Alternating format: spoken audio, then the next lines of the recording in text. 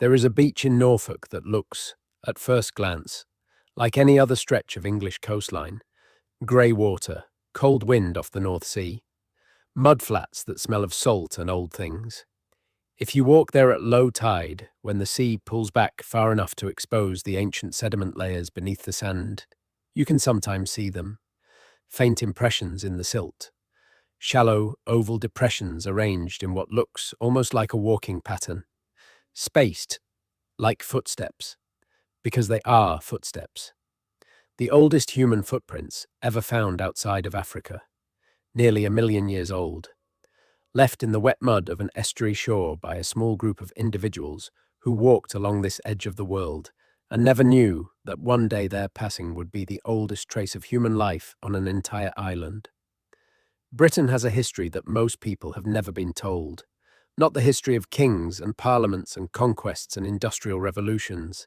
The other history, the deeper one, the one that stretches back through time so far that the island itself looked completely different, that the sea was not where the sea is now, that the animals sharing the landscape included elephants and rhinoceroses and lions, and that the beings walking through it were not quite us, but were close enough that if you met one on the street and they were dressed appropriately, you might not know the difference until they smiled. This documentary is about that history, the 100,000 years, and more accurately, the nearly 1 million years, before anyone started writing anything down, before the Romans, before the Celts, before the Bronze Age and the Stone Age, in the narrow sense that most school children learn about.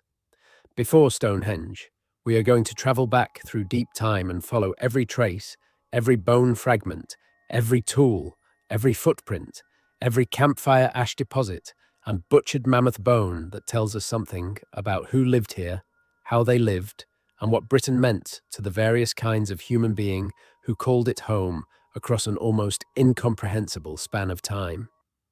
If you are new here, please take a moment to subscribe before we begin.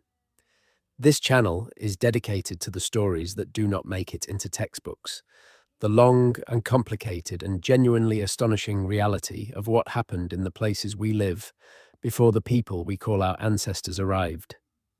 Hit the subscribe button and the bell notification so you do not miss anything. And now, let us go back to the beginning, the real beginning. The technical name for the period we are entering is the Paleolithic, from the Greek words meaning old stone. It covers everything from the first appearance of stone, tool-using hominins in any given region, up to the end of the last ice age, roughly 12,000 years ago. In Britain, this period represents by far the longest chapter of human habitation. The Romans were here for about 400 years. The Anglo-Saxons ruled for about 600. The entire span of recorded British history, from Caesar's expeditions to the present day, covers roughly 2,000 years. The Paleolithic in Britain covers approximately 900,000. Let that number settle for a moment. Everything that we call British history, every monarch and parliament and war and invention, and an empire, fits into a sliver of time at the very end of a story that is 900 times longer. The footprints at Happisburgh in Norfolk were discovered in 2013 when coastal erosion exposed a patch of ancient estuarine sediment that had been preserved beneath later deposits. A team of researchers from the Natural History Museum and British Museum were called in. They had roughly 2 weeks before the tides would destroy the surface entirely. They worked quickly, documenting the impressions with photographic and three-dimensional scanning technology, and what they recorded was extraordinary. There were at least 5 individuals represented in the tracks. The size variation suggested adults and children. The direction of travel was southward, along what was then the edge of an estuary, feeding into an ancient version of the Thames, which at this period ran much further north and east than it does today, draining into the southern North Sea basin. The date of the sediment layer, established through analysis of pollen and ancient plant material embedded in the same horizon, came back at between 850,000 and 950,000 years ago. To understand what that means, you have to understand something about the geography of Britain at that time. There was no English Channel. There was no Irish Sea in its current form. Britain was not an island. It was the northwestern peninsular edge of the European continent, connected by a broad landmass of low-lying coastal plain and river valleys that stretched from what is now eastern England all the way across to the Netherlands, Belgium, and northern France, and continued south and east into the heart of Europe. The beings who left their footprints at Happisburg did not cross a sea to get there. They walked. The species responsible for the Happisburg footprints was almost certainly Homo antecessor, or possibly a closely related hominin from the same general lineage. Homo antecessor is a species known primarily from bone fragments found at the site of Gran Dolina in the Atapuerca Hills of northern Spain, dated to around 900,000 years ago. These individuals had a body plan that was recognizably human. They walked upright on two legs. They used stone tools of the Oldowan type, the simplest category of worked stone, involving the striking of one rock against another to produce a sharp flake. They lived in social groups. They ate meat obtained both by hunting and by scavenging from other predators. They almost certainly communicated vocally in some form, though nothing approaching the complexity of modern language. What they experienced in what is now Norfolk would have been a landscape nothing like the cold grey coast it is today. 850,000 years ago, Britain was experiencing a relatively warm interglacial period, a pause between the great glaciations that periodically buried much of northern Europe under kilometre-thick sheets of ice. The climate in this warm interval was comparable to that of southern Britain today, perhaps slightly warmer. The vegetation was a mosaic of open grassland, scattered woodland, and riverine forest along the watercourses. The rivers were full of fish.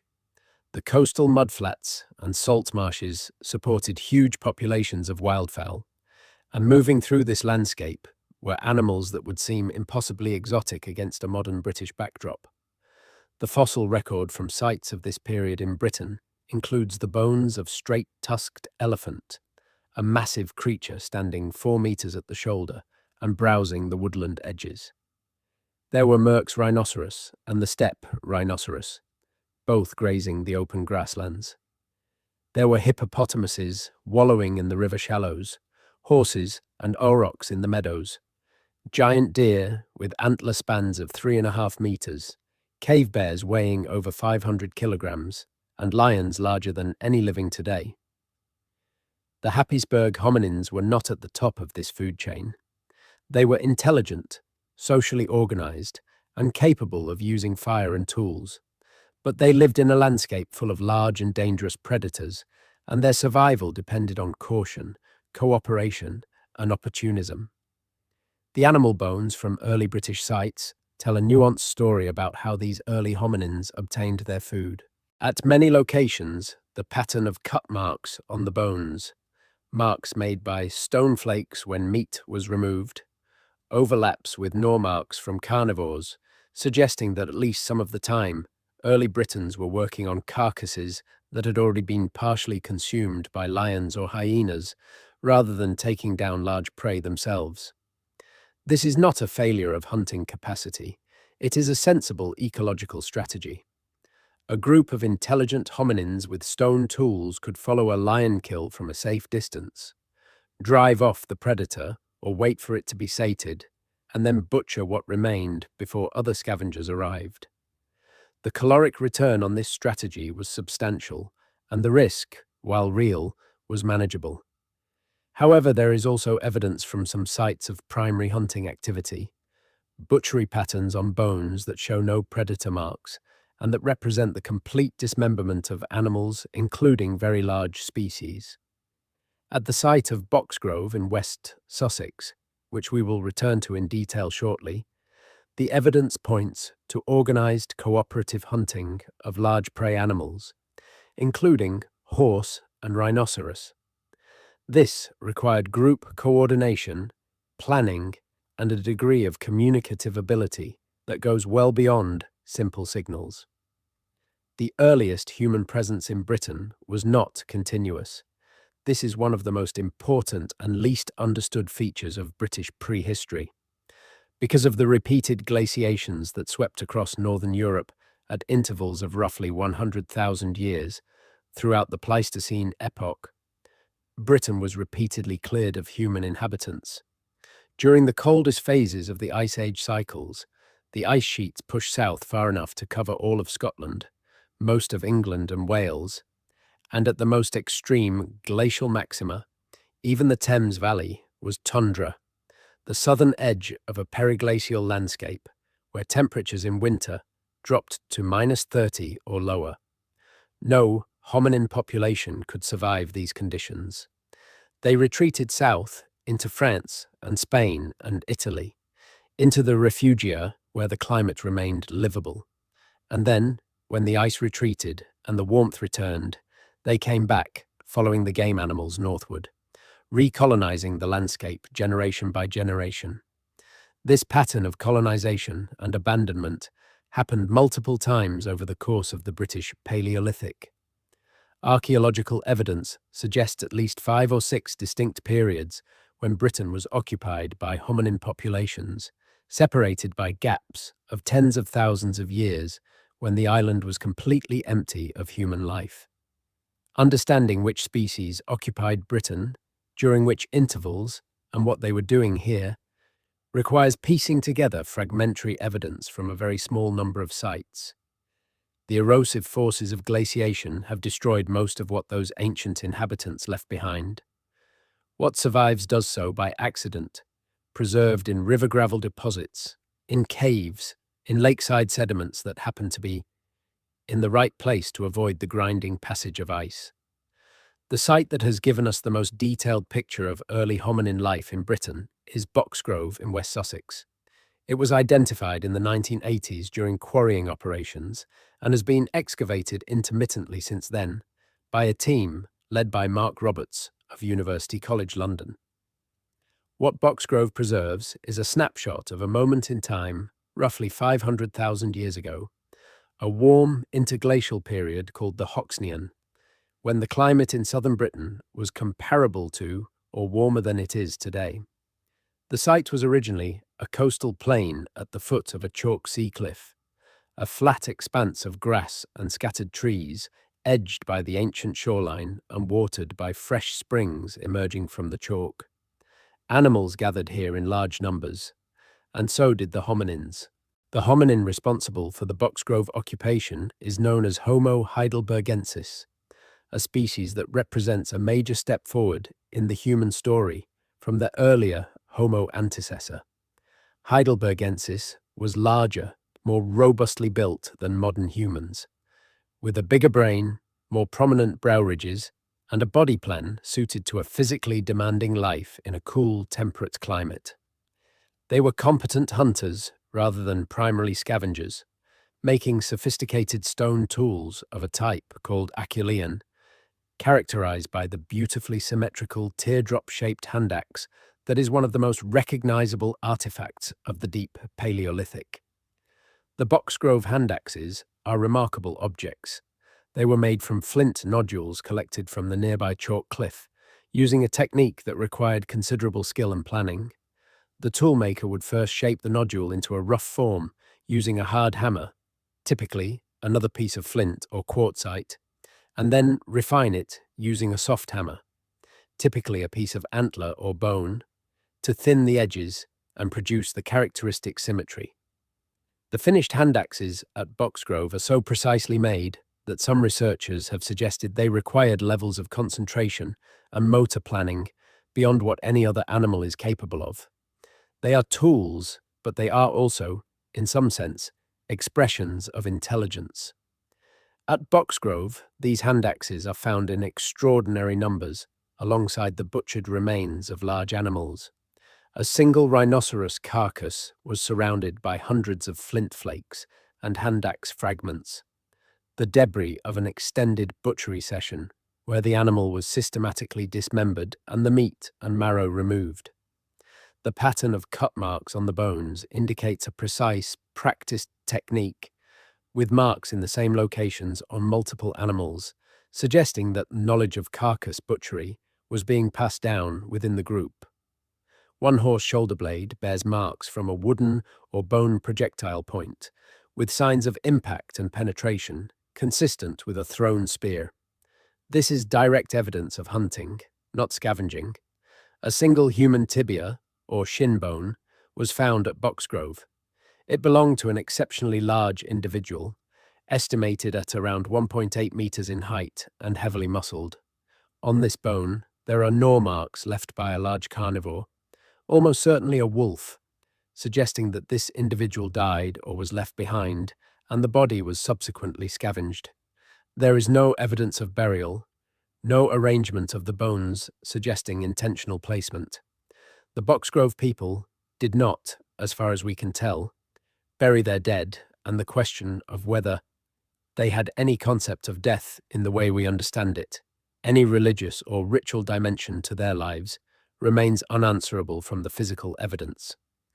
What we can say is that they were here in significant numbers for what appears to have been an extended period.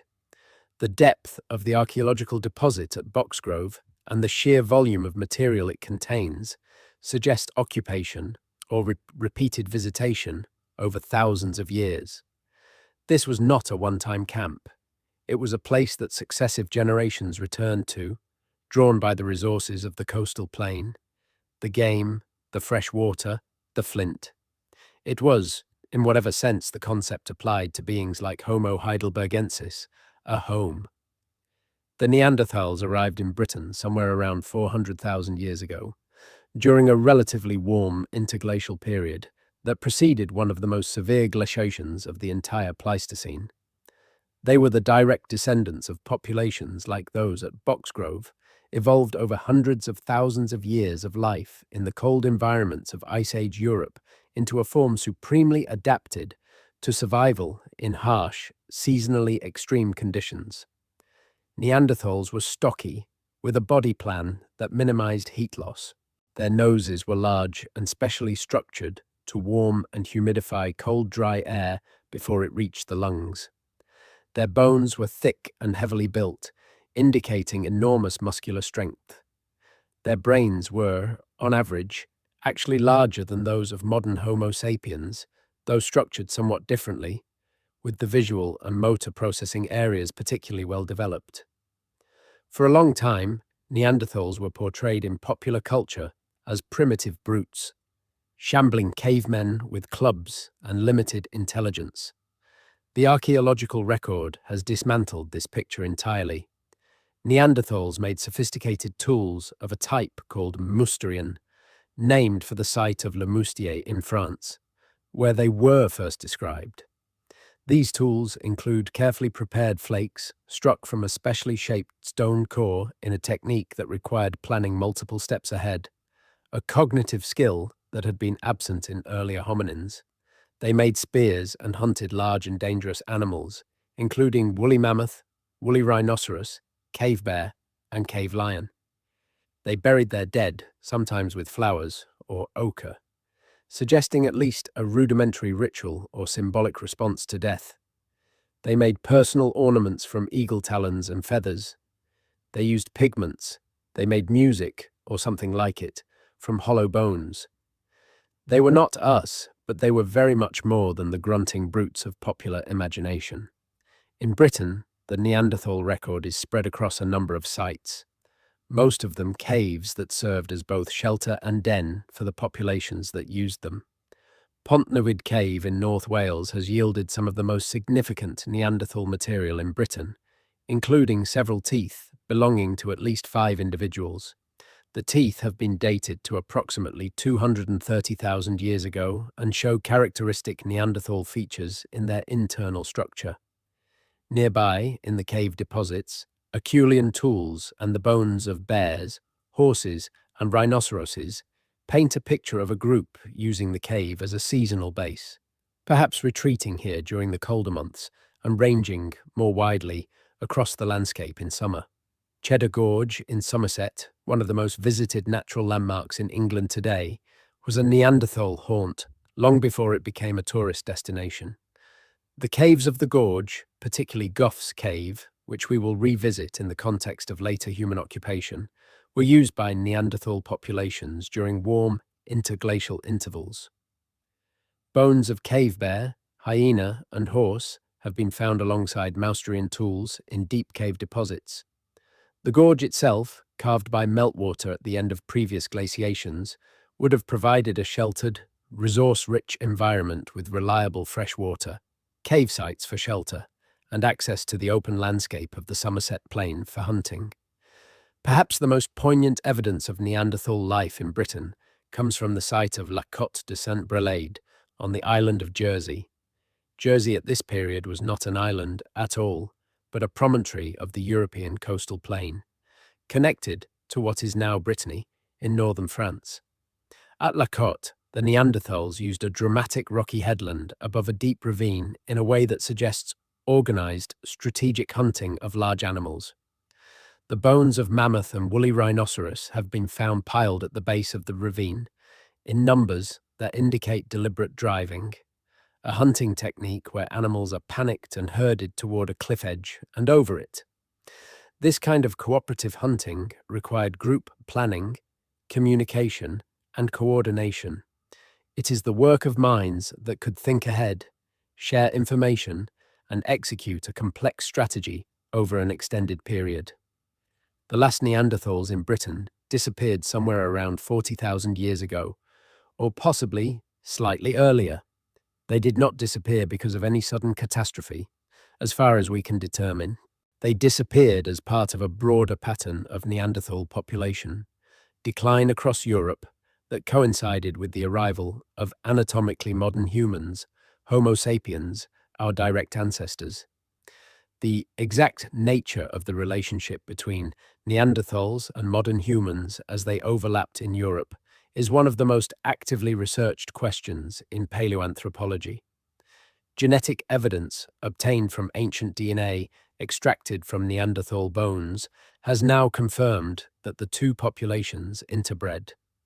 Modern humans of non-African ancestry carry somewhere between 1 and 4% of Neanderthal DNA in their genomes. The Neanderthals did not simply vanish, they were partially absorbed. But something did end. The last purely Neanderthal populations, without significant modern human genetic input, disappeared from the archaeological record around 40,000 years ago, first in Britain and northwestern Europe, and then gradually across southern Europe. The most likely explanation involves a combination of factors: competition with modern humans who had cognitive advantages in the areas of language and symbolic communication, climate deterioration during a cold phase called Heinrich Event 4, the spread of modern human diseases to which Neanderthal immune systems had no resistance, and the simple mathematics of population dynamics in which a smaller, less reproductively successful group will eventually be subsumed or replaced by a larger, faster-growing one. Before we continue into the world of modern humans in Britain, it is worth pausing to consider the scale of what the Neanderthals had accomplished here. They occupied Britain intermittently for over 350,000 years. They survived conditions that modern humans, even with all our technology, would struggle to endure without artificial support. They knew this landscape, its rivers and hills and coastal plains, its seasonal rhythms, its animal populations, its resources and dangers, in a way that no subsequent human population has ever matched.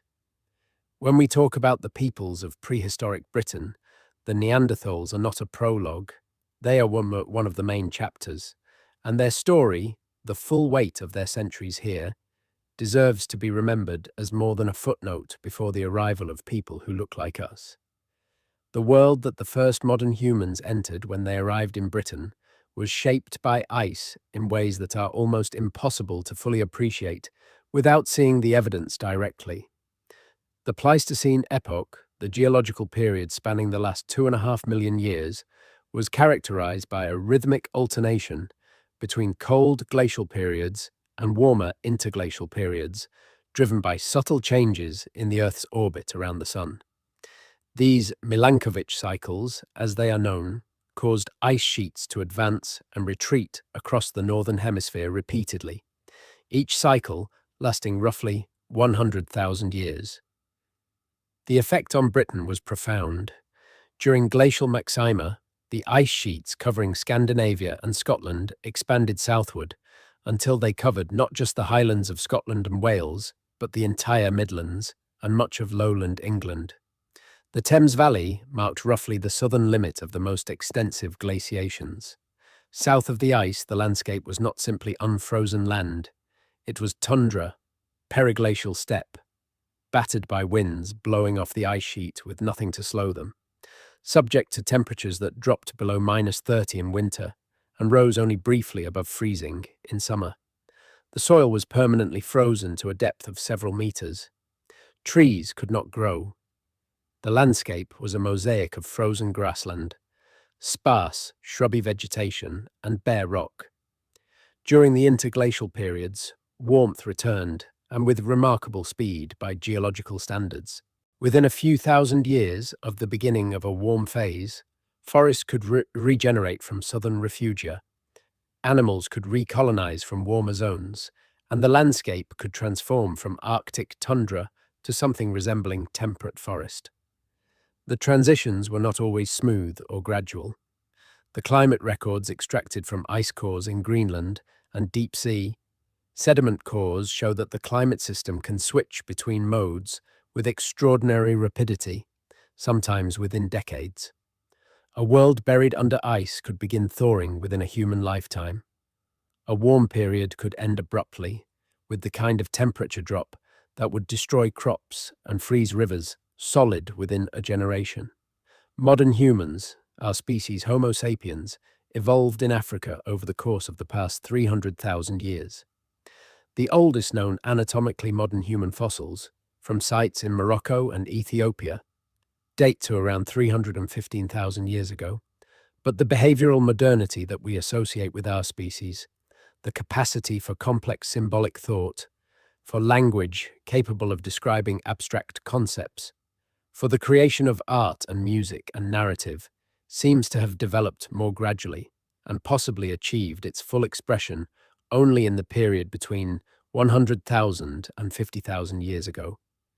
By 40,000 years ago, modern humans with fully developed cognitive capacities were present in Europe, and the archaeological evidence of their presence is dramatically different from anything left by earlier hominins. The first confirmed modern human presence in Britain dates to around 43,000 years ago, during a warm interval within the broader cold conditions of the last glacial period. A jawbone found at Kent's Cavern near Torquay in Devon, first excavated in the 19th century and reanalyzed in the 21st century using uranium series dating, has been dated to between 41,000 and 44,000 years ago. This makes it one of the oldest known modern human fossils in northwestern Europe. The individual to whom it belonged was physically indistinguishable from a modern European in their skeletal anatomy.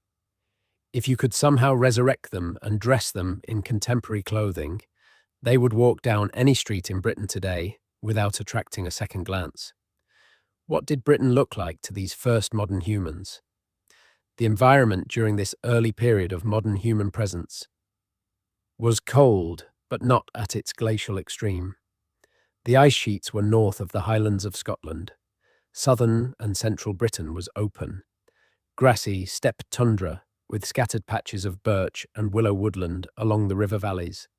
The fauna was a mixture of cold-adapted species, woolly mammoth, woolly rhinoceros, cave lion, cave hyena, cave bear, horse, giant deer, and reindeer, alongside some species more typical of warmer conditions that were able to survive in the sheltered southern valleys. The rivers were full of fish.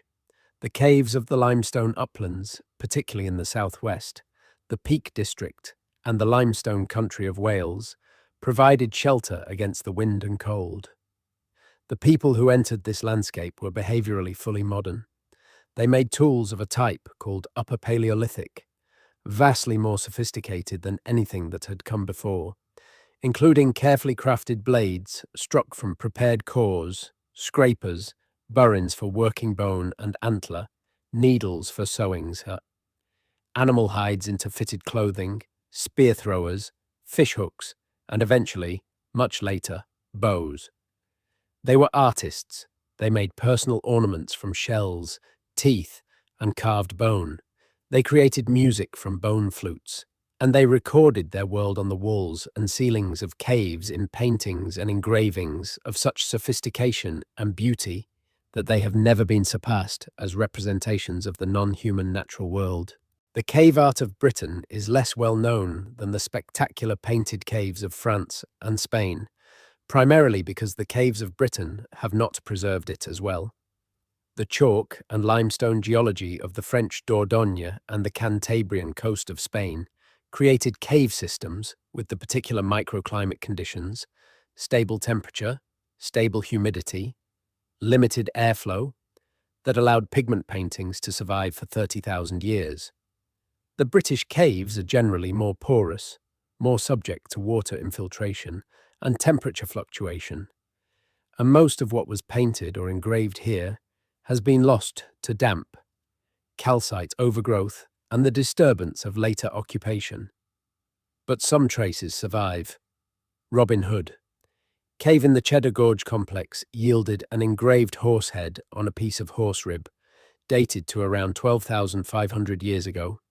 It is a small object, easily held in the hand, and the engraving is precise and confident. The outline of the horse's head captured in a few clean lines with an economy of means that speaks to a practiced eye and a steady hand. Pinhole Cave in the Creswell Crags, limestone gorge on the Nottinghamshire-Derbyshire border, produced some of the most significant cave art discoveries in Britain in recent decades. When the cave walls were examined under raking light in the early 2000s, previously invisible engravings became apparent. There were ibis, bison, deer, horses, and human figures, some of the latter showing characteristics that may represent ritually costumed individuals rather than straightforward human images. The style is consistent with the broader European Upper Paleolithic artistic tradition, suggesting that the people of Britain were connected to and participating in a continent-wide cultural network.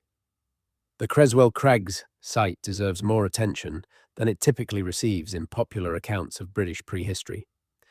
The gorge is a narrow, dramatic limestone canyon cut by ancient rivers, with cave mouths opening on both sides of a small lake. During the Upper Paleolithic, it would have looked somewhat different, but recognizably the same. A sheltered, resource-rich locality where fresh water, shelter, and game converged. Excavations in the various caves have produced an extraordinary range of material: stone tools, bone tools, animal bones, ivory carvings, and personal ornaments. Spanning the period from around 40,000 years ago to the Mesolithic period that followed the Ice Age. People kept coming back here. Over tens of thousands of years, the gorge was a kind of fixed point in the landscape, a place that successive populations, separated by millennia, nonetheless chose for the same reasons. One of the most striking objects from Creswell is a small piece of ivory carved into the form of a horse, found in Churchhole Cave. It is perhaps 3 centimeters long, worn smooth by handling, and dates to around 12,500 years ago. Someone held this object. Someone made it, using a stone berin to remove material from a piece of mammoth ivory, working carefully to produce a recognizable, pleasing form. It is a small thing, but it is unmistakably art, unmistakably the product of a mind that could imagine and then realize a representation of something seen in the world. Holding it, even in a photograph, creates an uncanny sense of contact across the millennia. But the first modern human occupation of Britain did not last. Approximately 30,000 years ago, the climate began to deteriorate sharply, entering what would become the most severe phase of the last glacial maximum. Temperatures dropped, ice sheets expanded. By around 22,000 years ago, at the coldest point of the last glacial maximum, Britain was uninhabitable. The ice covered Scotland, northern England, Wales, and pushed south into what is now the English Midlands. The Thames Valley was frozen tundra. The land that would become southern England was a polar desert, wind-scoured and barren, with no resources sufficient to support a human population. The people who had been living in the caves of Cheddar and Creswell and Kent's Cavern retreated south, following the game animals and the warmth into France and Spain and Portugal, into the refugia where they could survive. Britain was empty again. No human foot walked on its soil for at least 8,000 years. This period of abandonment is one of the strangest chapters in the British story. The land existed, the rivers ran or froze and ran again. Animals moved through it, the cold adapted species of the glacial maximum, reindeer, horse, Arctic fox, lemmings, following seasonal patterns across the frozen steppe. But for 8,000 years, no human hand made a tool here.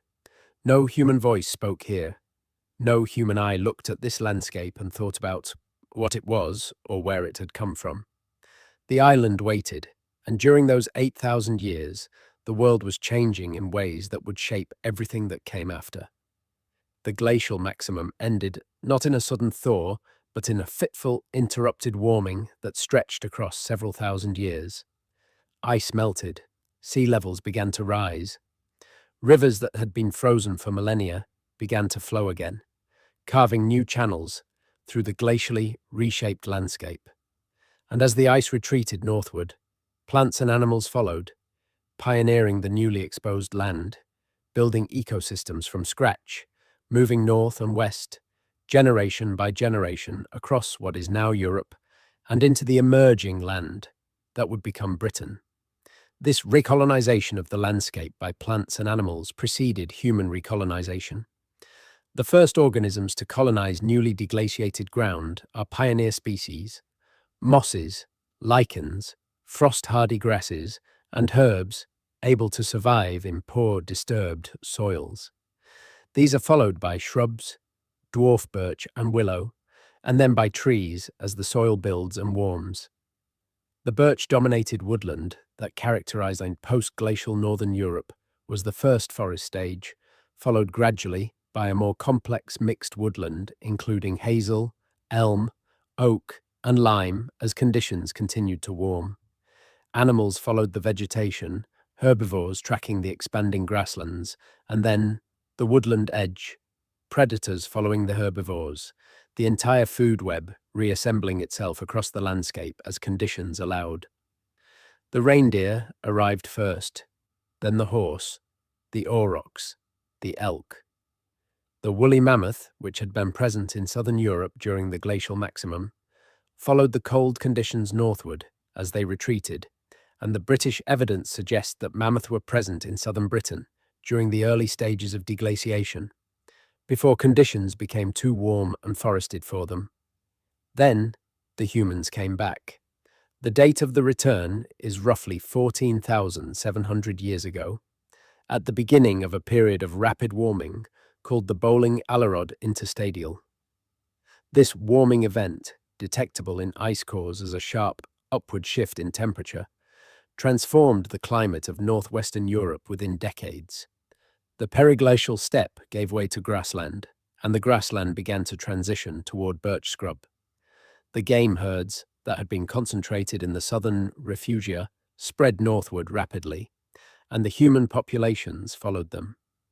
Gough's Cave in Cheddar Gorge is one of the most significant sites for understanding this first wave of recolonization. The cave, a long, complex system of passages and chambers in the gorge's limestone wall, had been used by earlier populations and now became occupied again by a group whose material culture is called Creswellian, a British variant of the broader Magdalenian culture that was the dominant cultural tradition of Western Europe during this period. The people of Gough's Cave left an extraordinary and disturbing record of their activities. The animal bones from the site are dominated by horse, and the butchery evidence suggests systematic processing of entire carcasses with the bones deliberately broken to extract marrow. But it is the human bones from Gough's Cave that have attracted the most attention. Among the material recovered during various excavations is a significant quantity of human skeletal material that bears all the marks of butchery: cut marks from stone tools, deliberate breakage of long bones to access the marrow, even the crafting of what appear to be ritual cups from human skulls, carefully shaped and smoothed after the brain matter had been removed. This evidence of cannibalism at Gough's Cave has been interpreted in various ways. Some researchers argue for nutritional cannibalism, the consumption of human flesh as a food source during times of stress. Others point to the careful crafting of the skull cups as evidence of ritual significance, possibly ancestor veneration, or some form of mortuary practice that involved the transformation of the dead. The truth may be both, or something more complex than either interpretation captures. What is clear is that the people of Gough's Cave had a relationship with their dead, and with death itself that was structured by cultural practices and beliefs, not simply by hunger. The individual whose skull was shaped into a cup at Gough's Cave was a real person. They had a name in whatever language their people spoke. They had a history, parents and possibly children, experiences and memories and skills. When they died, the people who had known them took their remains and did something deliberate and meaningful with them. The meaning is lost to us, but the deliberateness survives in the cut marks on the bone. The warming continued, and then, abruptly, it stopped. Around 12,900 years ago, a catastrophic cold event called the Younger Dryas struck with a speed that must have seemed terrifying to anyone alive at the time. Within decades, temperatures in Britain dropped back to near glacial levels. The ice sheets did not return to their earlier extent, but the conditions were severe enough to kill the woodland, eliminate the horse and reindeer herds that had been the primary food source for the Creswell and Gough's Cave populations, and render much of Britain uninhabitable for the second time. The Younger Dryas lasted for roughly 1,200 years, from around 12,900 to 11,700 years ago. During this interval, Britain was again largely empty of human population. The people who had returned during the Bolling-Alerod warming retreated south again, back into the relatively sheltered environments of southwestern France and the Iberian Peninsula. And then, when the Younger Dryas ended, also with dramatic abruptness, the warming that followed was faster and more decisive than anything that had come before. Within a matter of decades, temperatures shot upward, woodland began to spread from rapidly northward across Europe, and the modern Holocene epoch, the warm period we are still living in, had begun. The people who recolonized Britain after the Younger Dryas were the ancestors of the Mesolithic population, the hunter-gatherer cultures that inhabited Britain from the end of the last ice age until the arrival of farming from continental Europe several thousand years later. They came from continental Europe, crossing on foot or by simple watercraft across the low-lying lands that still connected Britain to the continent, following the red deer and elk and aurochs into the newly forested landscape. They were physically modern humans, genetically the descendants of the earlier Upper Paleolithic populations of Western Europe, and they were fully equipped with the skills and knowledge needed to survive and thrive in a rapidly changing environment. The world they entered in the centuries after 11,700 years ago was a world in transformation. The landscape was warming rapidly. The vegetation was changing year by year. The birch woodland filling in behind the retreating tundra, hazel advancing behind the birch, then elm and oak beginning to appear in the more sheltered valleys. The rivers were running higher as glacial meltwater swelled them. The coastline was changing as sea levels rose, the low-lying lands of the North Sea basin slowly inundating beneath the encroaching ocean. That lost land of the North Sea, which has been given the name Doggerland by modern researchers after the Dogger Bank, the shallow submarine shoal that marks its highest surviving terrain, deserves to be understood as one of the great lost landscapes of human history. At its maximum extent, during the period just after the last glacial maximum, when sea levels were at their lowest, Doggerland covered an area comparable to that of modern-day Britain itself. It was a broad plain of river valleys and wetlands, with the Rhine and Thames and other major rivers flowing through it, and eventually into the ocean far to the north.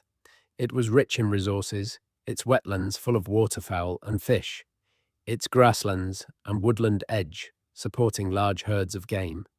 It was, by all reasonable assessment, among the most productive landscapes in northwestern Europe. The people of Doggerland have left traces that we can only access now by dredging the North Sea floor.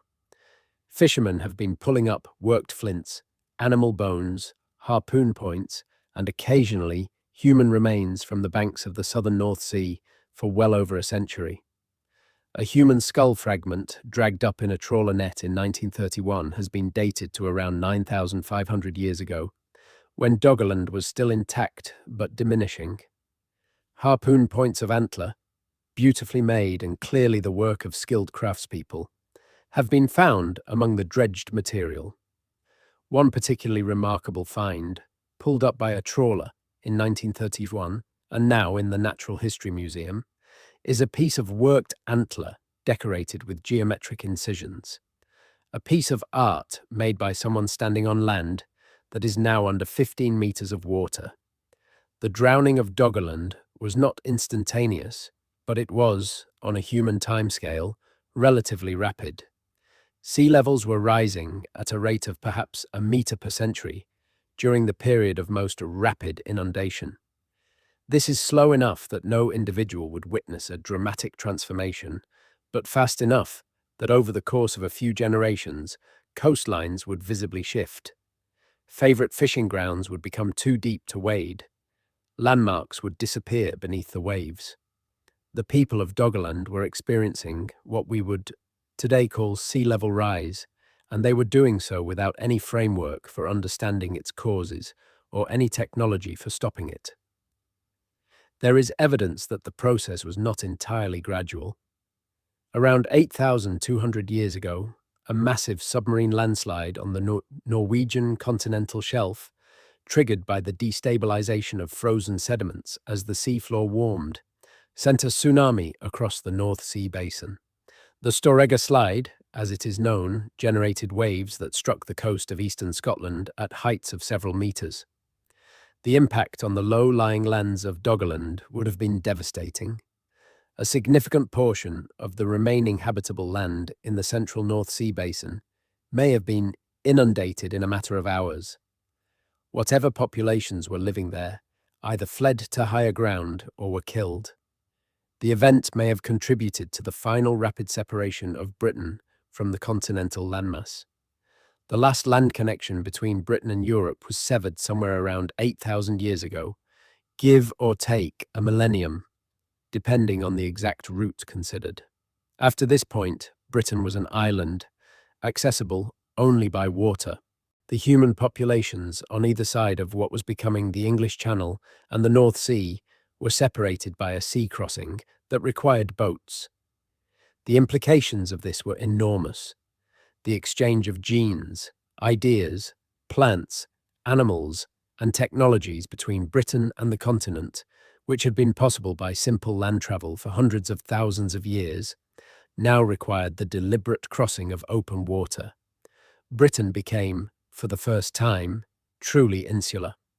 The Mesolithic people who inhabited Britain from around 11,000 years ago until around 6,000 years ago were extraordinarily well adapted to the post-glacial landscape. They did not farm. They did not have domestic animals, with the possible exception of the dog, which may have been domesticated from wolves during the late Upper Paleolithic or early Mesolithic. They did not build permanent settlements in the sense of fixed, year-round villages, but to describe them simply as hunter-gatherers, as if that phrase captures the full complexity of their lives, is to do them a disservice. The Mesolithic population of Britain was relatively small, perhaps no more than a few thousand people at any given time distributed across the entire island. But within this constraint, they managed the landscape with a sophistication that we are only beginning to appreciate. They burned clearings in the forest to create edge habitat, the woodland edge being the richest zone for game, because it combines the shade and shelter of the forest with the grasses and herbs of the open ground. They managed their movements through the landscape with seasonal precision, moving between different resource zones at the times of year when those zones offered the most. They knew where the red deer calved in spring, where the salmon ran in autumn, where the hazelnuts ripened and in what quantity, and they organized their lives around this knowledge in ways that required memory, planning, and the transmission of information across generations. The site of Starcar in the Vale of Pickering in North Yorkshire is the most thoroughly excavated and studied Mesolithic site in Britain and one of the most important in the world. Occupied around 10,500 years ago, it sat on the margins of a shallow lake that no longer exists, the ancient Lake Flixton, which has long since drained and become agricultural land. The lakeshore environment was a Mesolithic paradise. Reed beds and open water provided fish, waterfowl, and aquatic plants. The woodland edge behind the shore supported red deer, roe deer, elk, aurochs, wild boar, and beaver. The population that camped here returned regularly, possibly on an annual basis as part of a seasonal round, leaving behind an extraordinary concentration of material. The animal bones from Starcar show that red deer were the primary prey species. Hunted primarily in late winter and early spring, when the deer would have been weakened after the cold season and before they dispersed to their summer ranges. The deer were not simply killed for meat. Almost every part of the carcass was utilized. Hides for clothing and shelter, the sinew for cord, bone and antler for tools and ornaments, the fat for preserving food and waterproofing hides. Nothing was wasted. The degree of resource utilization at Starcar reflects not simply need, but a deep practical knowledge of what each part of an animal could do and how to process it. Among the most famous objects from Starcar are a set of red deer skull frontlets, the front portion of the skull with the antlers still attached, that have been worked and perforated in ways suggesting they were worn on the head. 21 of these frontlets have been found, all modified in similar ways, the antlers trimmed, the bone thinned to reduce weight, holes drilled through the frontlets that correspond to the position where they would have been tied around the head. These objects are interpreted as either hunting disguises, allowing the wearer to approach deer without alarming them, or as ritual costumes worn during ceremonies. Most likely they served both purposes, since in many hunter-gatherer cultures, the boundary between practical technique and ritual practice is not clearly drawn. The shaman who wears the deer skull to call the deer to the hunt is also the hunter who knows that moving upwind and keeping still will bring the deer close enough to kill. A wooden platform at the lake edge at Starcar may represent one of the oldest known constructed features in Britain, a deliberate modification of the landscape to create a stable working surface at the waterside. Posts driven into the lakebed supported a platform of brushwood and split timbers. It was built, maintained, and rebuilt over a period of several hundred years. This is not the work of a transient camp. This is the work of a community that returned to the same place generation after generation, that invested labor in improving it, and that thought of it, in whatever sense the concept applied, as theirs. The Mesolithic landscape of Britain was not a wilderness in the sense of an empty, unmodified natural world. It was a managed landscape, shaped by the activities of its human inhabitants over thousands of years of accumulated knowledge and practice. The woodland was burned and cleared in patterns that reflected human choice. The wetlands were traversed by routes that were collectively known and maintained. The game populations were managed, at least in the minimal sense that hunting pressure was distributed in ways that prevented local extinction. The Mesolithic people of Britain were not simply living in nature, they were living with it, in a relationship of constant negotiation and adaptation that required intelligence, accumulated knowledge, and cultural continuity. And then, from across the Channel, something new arrived: farming, the Neolithic Revolution, the shift from a mobile hunter-gatherer lifestyle to a settled agricultural economy based on domesticated plants and animals, began in the Near East around 10,000 years ago and spread gradually westward across Europe over the following several millennia. It reached the British Isles around 6,000 years ago. Its arrival transformed the island utterly, and the story of how that transformation happened and what it meant for the people already living here is one of the most important and most debated questions in British prehistory. The first farmers to arrive in Britain came by sea, crossing the Channel and Irish Sea in boats capable of carrying people, animals, and seed stock. They brought with them domesticated cattle, sheep, and goats, all species not native to Britain.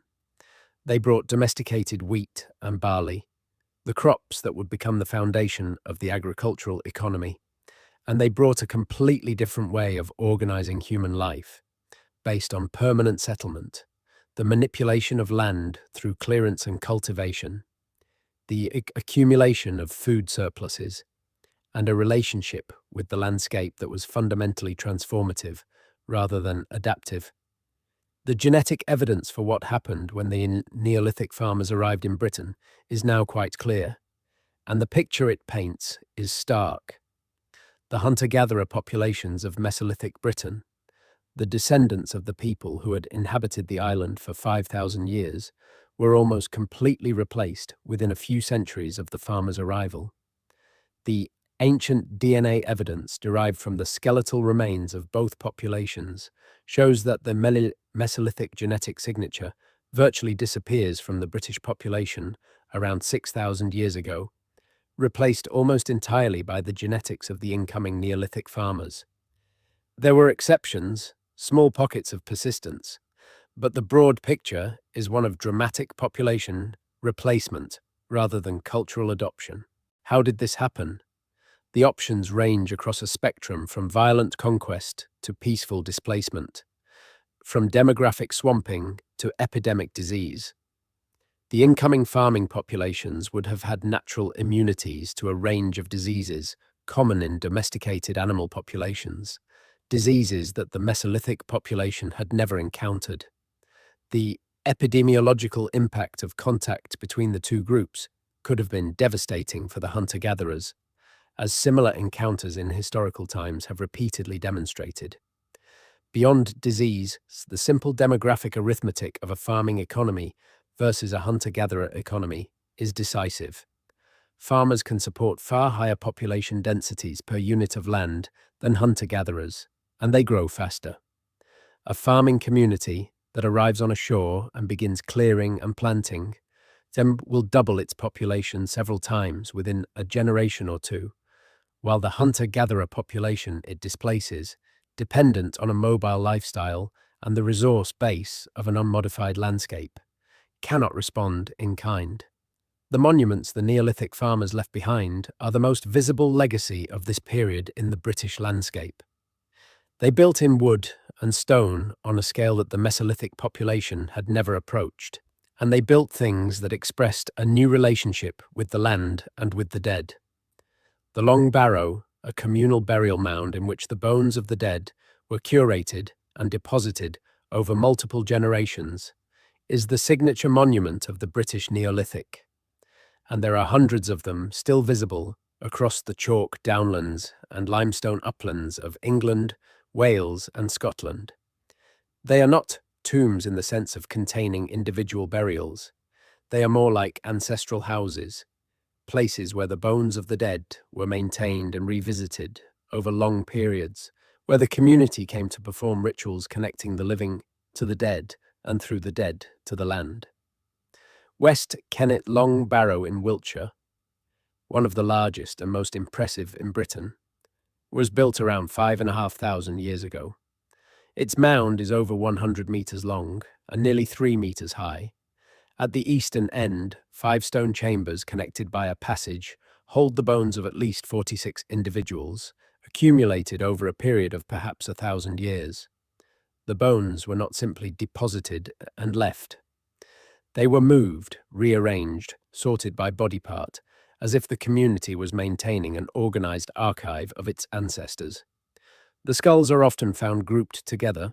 The long bones are arranged in patterns that suggest deliberate placement.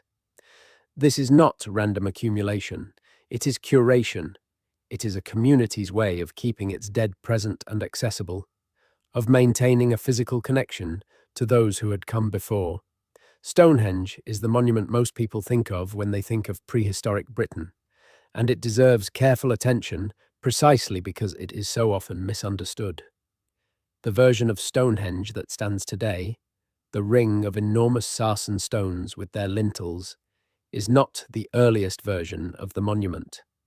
The site has a history of construction and reconstruction spanning nearly 2,000 years, from around 5,000 years ago to around 3,500 years ago, and the story of its development reflects changes in the beliefs, social organization, and astronomical knowledge of successive generations. The earliest phase at Stonehenge was a simple circular earthwork, a ditch and bank with a timber circle inside it, created around 5,000 years ago. This early monument was already carefully oriented, with its main entrance facing the direction of the midsummer sunrise. The people who built it understood the movements of the sun and moon well enough to use them as architectural references. And this knowledge was not accidental or incidental. It was central to their worldview, their sense of how the cosmos was ordered and how human life fitted within it. The famous sarsen stones, the massive sandstone blocks whose transport from the Marlborough Downs, some 25 kilometers away, represents one of the great engineering achievements of the prehistoric world, were erected in the second major phase of construction around 4,500 years ago. Each stone weighs between 25 and 50 tons. Moving them required rollers, sledges, rope, and above all, the organized labor of many hundreds of people working together over an extended period. The effort required to quarry, shape, transport, and erect the stones of Stonehenge has been compared to the construction of medieval cathedrals in terms of the proportion of a society's labor it absorbed. It was not a casual undertaking. It was the collective project of a civilization that considered it worth the investment. The smaller bluestones, volcanic and igneous rocks that form the inner rings of Stonehenge were brought from the Preseli Hills in southwest Wales, a distance of over 200 kilometers as the crow flies.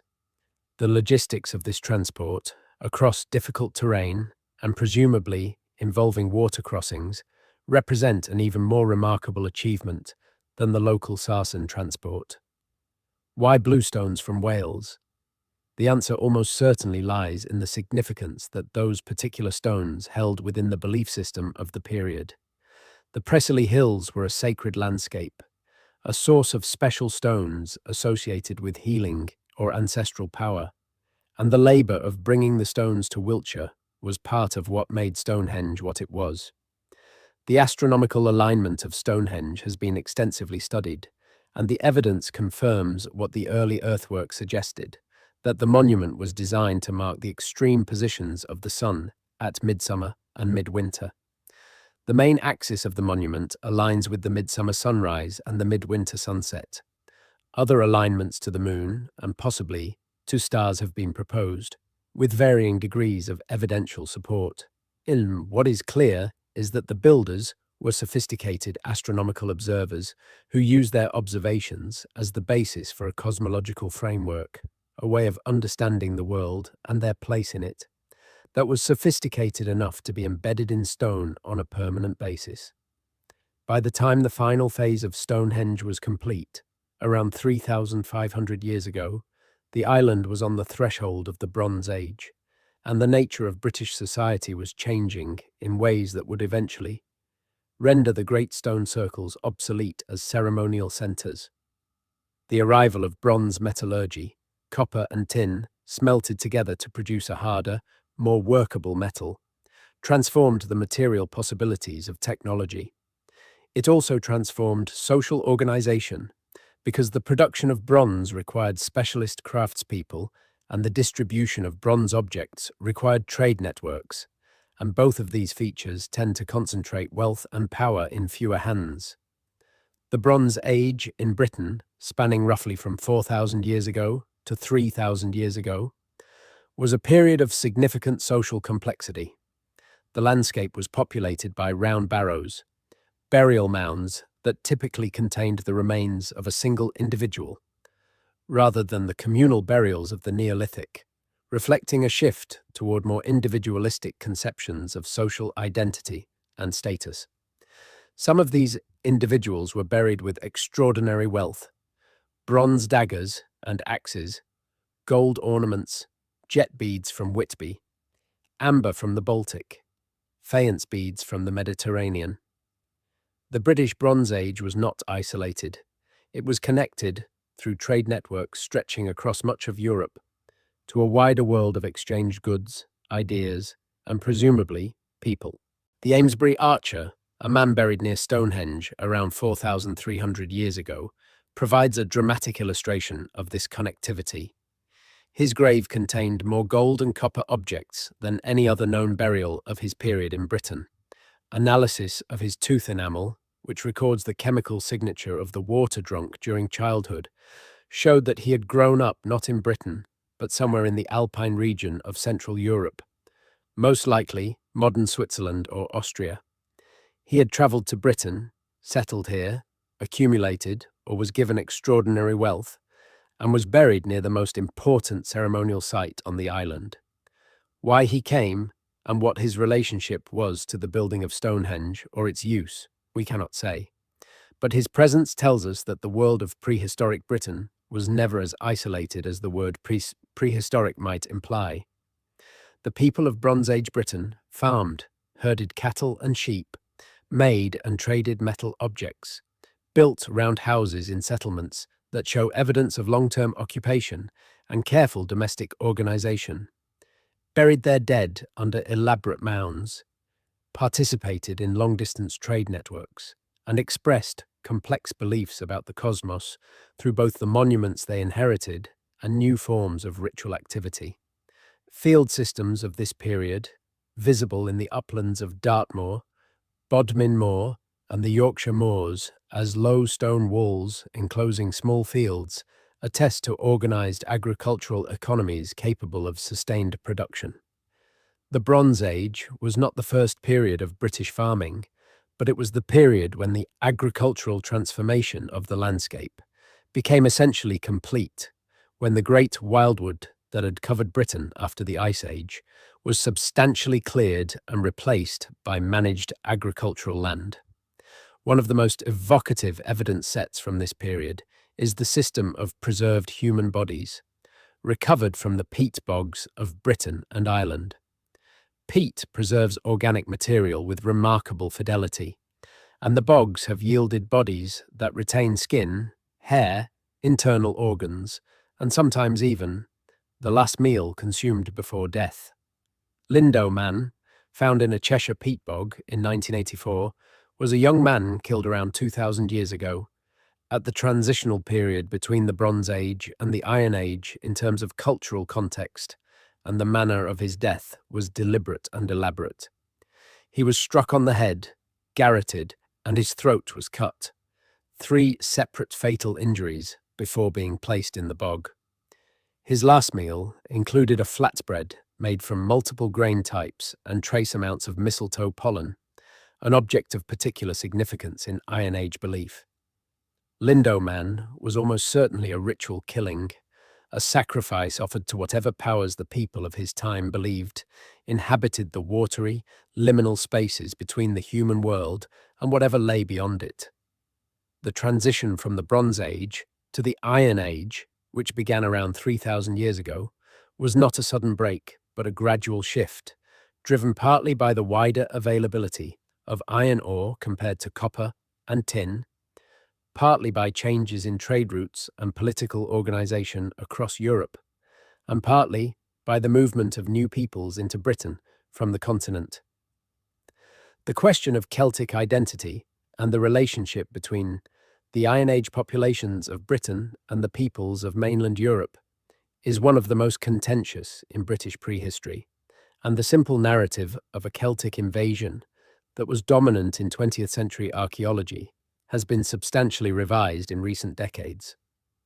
What the ancient DNA evidence now suggests is that the Iron Age populations of Britain were largely descended from earlier Bronze Age populations and had been in Britain for many centuries, sharing genetic and cultural characteristics with populations across the Atlantic facade of Europe, from Iberia to Scotland, rather than being recent immigrants from Central Europe. What the Iron Age populations of Britain did import from continental Europe, however, was a cultural package that included new artistic traditions, new metalworking techniques, new forms of social organization, and the languages that would become the Celtic languages of modern Britain and Ireland: Welsh, Cornish, Gaelic, and the related languages spoken by the Gauls and Iberians of the continent. The hill forts that are one of the most striking features of the Iron Age landscape, massive earthwork enclosures on prominent hilltops, surrounded by multiple ditches and banks and defended by timber palisades, speak to a society organized around local power, tribal identity, and the constant possibility of conflict. But they were also centers of population and craft production, markets and gathering places, the administrative centres of a complex society. Maiden Castle in Dorset, one of the largest and most impressive Iron Age hill forts in Europe, covers an area of 19 hectares and was surrounded by multiple lines of massive earthen banks and ditches. At the eastern and western entrances, the earthworks are arranged in a complex, overlapping pattern that would have channeled any attacker through a confined space under fire from defenders on the banks above. Inside the fort, the evidence from excavation indicates a substantial permanent population, with densely packed roundhouses, storage facilities, craft workshops, and evidence of large-scale food production and processing. This was not a refuge to retreat to in times of danger. It was a town, a community of several hundred or possibly several thousand people living and working in a fortified landscape. The people who built and lived in Maiden Castle and the other great hill forts of Britain on the eve of the Roman conquest were the people the Romans called Britons, the Britanni, whose name has survived in the word Britain itself. They spoke Celtic languages. They had complex social hierarchies including kings and warriors and druids, the priest-scholar class who maintained the oral traditions, laws, astronomical knowledge, and religious practices of their society. They produced extraordinary art in the distinctive, swirling, interlaced style we call latin, works in metal and pottery and carved stone that express a visual imagination of great sophistication and beauty. They traded with Rome and with the rest of the Mediterranean world, importing wine and luxury goods and exporting tin, grain, cattle, and slaves. And they were, in every sense that matters, the heirs of everything that had come before them. In their genes, the genes of Neanderthal and modern human, of Mesolithic hunter-gatherer and Neolithic farmer and Bronze Age herder, were mixed in proportions that reflected the complex history of the island. In their landscape, they moved through a world shaped by all of their predecessors, the hill forts built on ground that had been cleared by Neolithic farmers, the fields laid out over patterns established in the Bronze Age, the rivers and valleys following courses that had been used as travel routes since the time of the first Happisburgh walkers. In their culture, though the specific forms had changed beyond recognition, the deep impulses that had driven their predecessors to make art on cave walls and to carry ivory horses and to build monuments aligned with the movements of the sun were still present, expressed now in talks of beaten gold and feasts at hilltop enclosures and offerings thrown into rivers and bogs. The story of Britain before history is not separate from the story of Britain after history. It is the foundation on which everything else was built. The island that sees across the channel to invade in 55 BCE was not a pristine landscape waiting to receive civilization from the south. It was a landscape that had been inhabited, shaped, managed, and made meaningful by human beings for nearly 1 million years. The people who greeted Caesar's legions on the beaches of Kent were the latest iteration of a lineage of human habitation extending back to the morning. When a small group of individuals, shorter and heavier than their modern descendants, with brow ridges and a slightly different skull shape and a language we cannot reconstruct, walked along the muddy edge of an estuary in Norfolk and left the oldest footprints in the world outside of Africa. We do not know their names, we do not know their language. We do not know what they thought about as they walked, whether they talked to each other or walked in silence, whether they were frightened or relaxed, whether they had somewhere specific to go or were simply moving through the landscape, in the endless process of being alive in a world that provided everything they needed if they knew how to read it. We know only that they were here, that they walked this ground, that the mud that preserved their passing kept the memory of them across a span of time so vast that it makes all of human history look like an afterthought. The English word prehistory is, in a sense, a misnomer.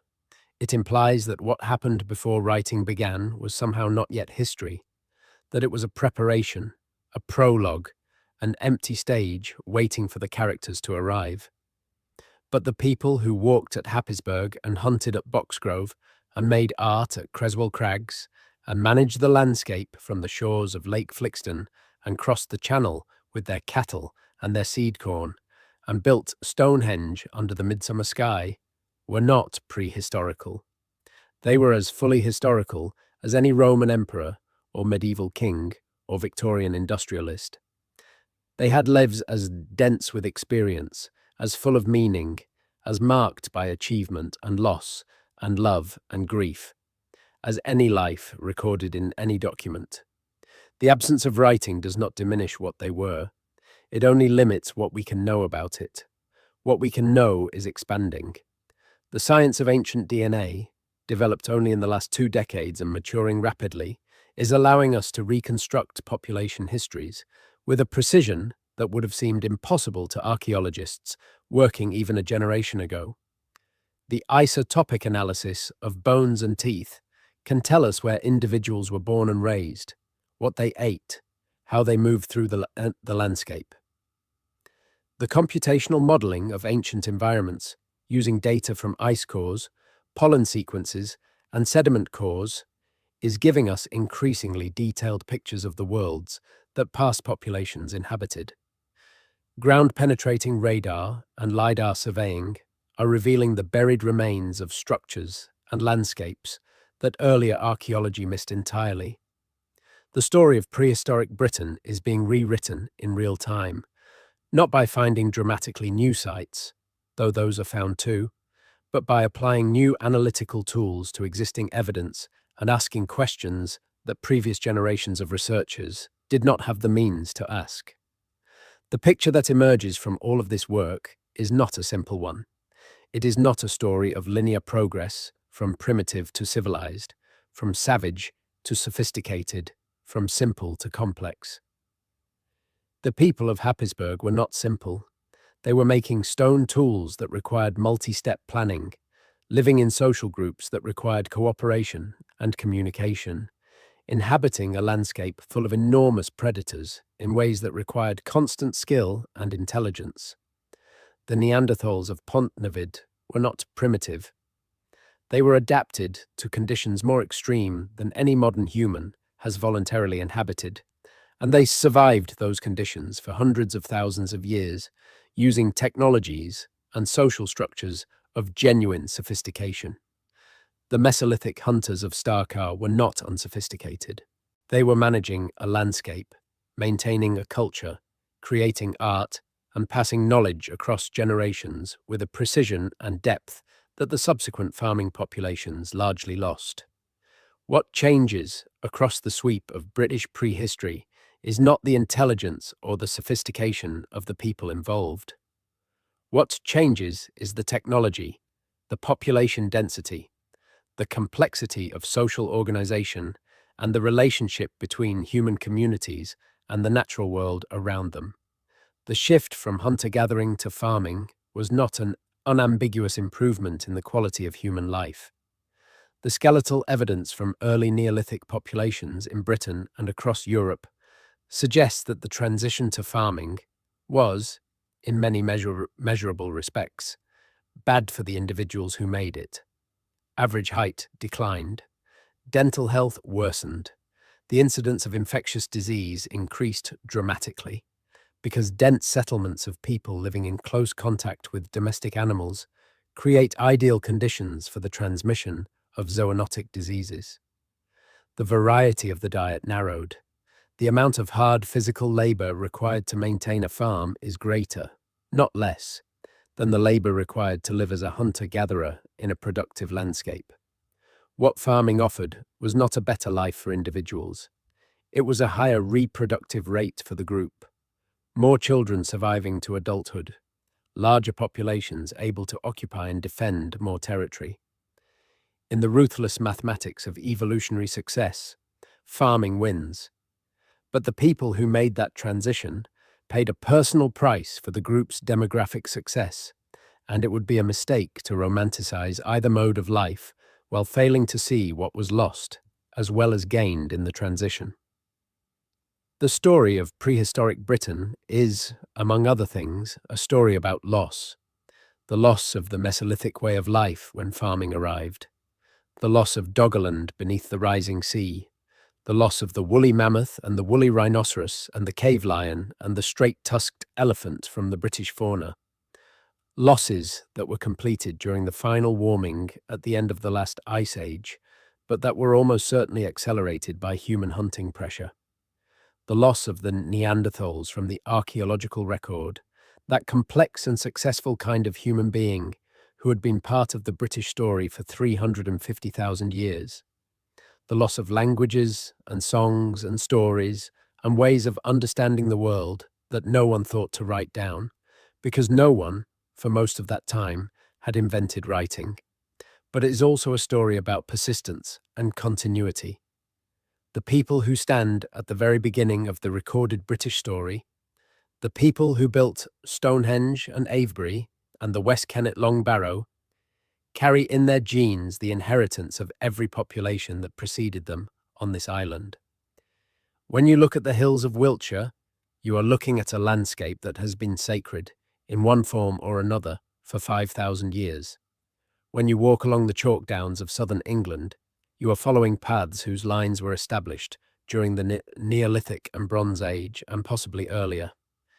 When you eat bread made from British wheat, you are participating in an agricultural tradition that began when the first farmers crossed the Channel 6,000 years ago and cleared the first patch of woodland. The deep past is not as deep as it seems. It is present in the landscape, in the DNA of the people who live here now, in the names of rivers and hills that often go back beyond the Norman conquest and the Roman occupation to sources we can barely trace. The Thames takes its name from a word so old that its origin language is disputed among linguists. The Avon is simply the old Celtic word for river, preserved in enough place names across Britain to tell us something about how widely and for how long that language was spoken before English displaced it. The hills of Dartmoor and the Pennines have been carrying the same rain for as long as anyone has been here to notice, and the experience of standing on one of those heights, looking out over a landscape that has been looked at by human eyes for an almost unimaginable length of time, connects you to something that deserves to be called profound. The 100,000 years before history are not a gap in the story. They are the story. The recorded past, the 2 millennia since the Romans and the Celts and the Anglo-Saxons entered the historical record, are the footnote. What happened on this island before any of that?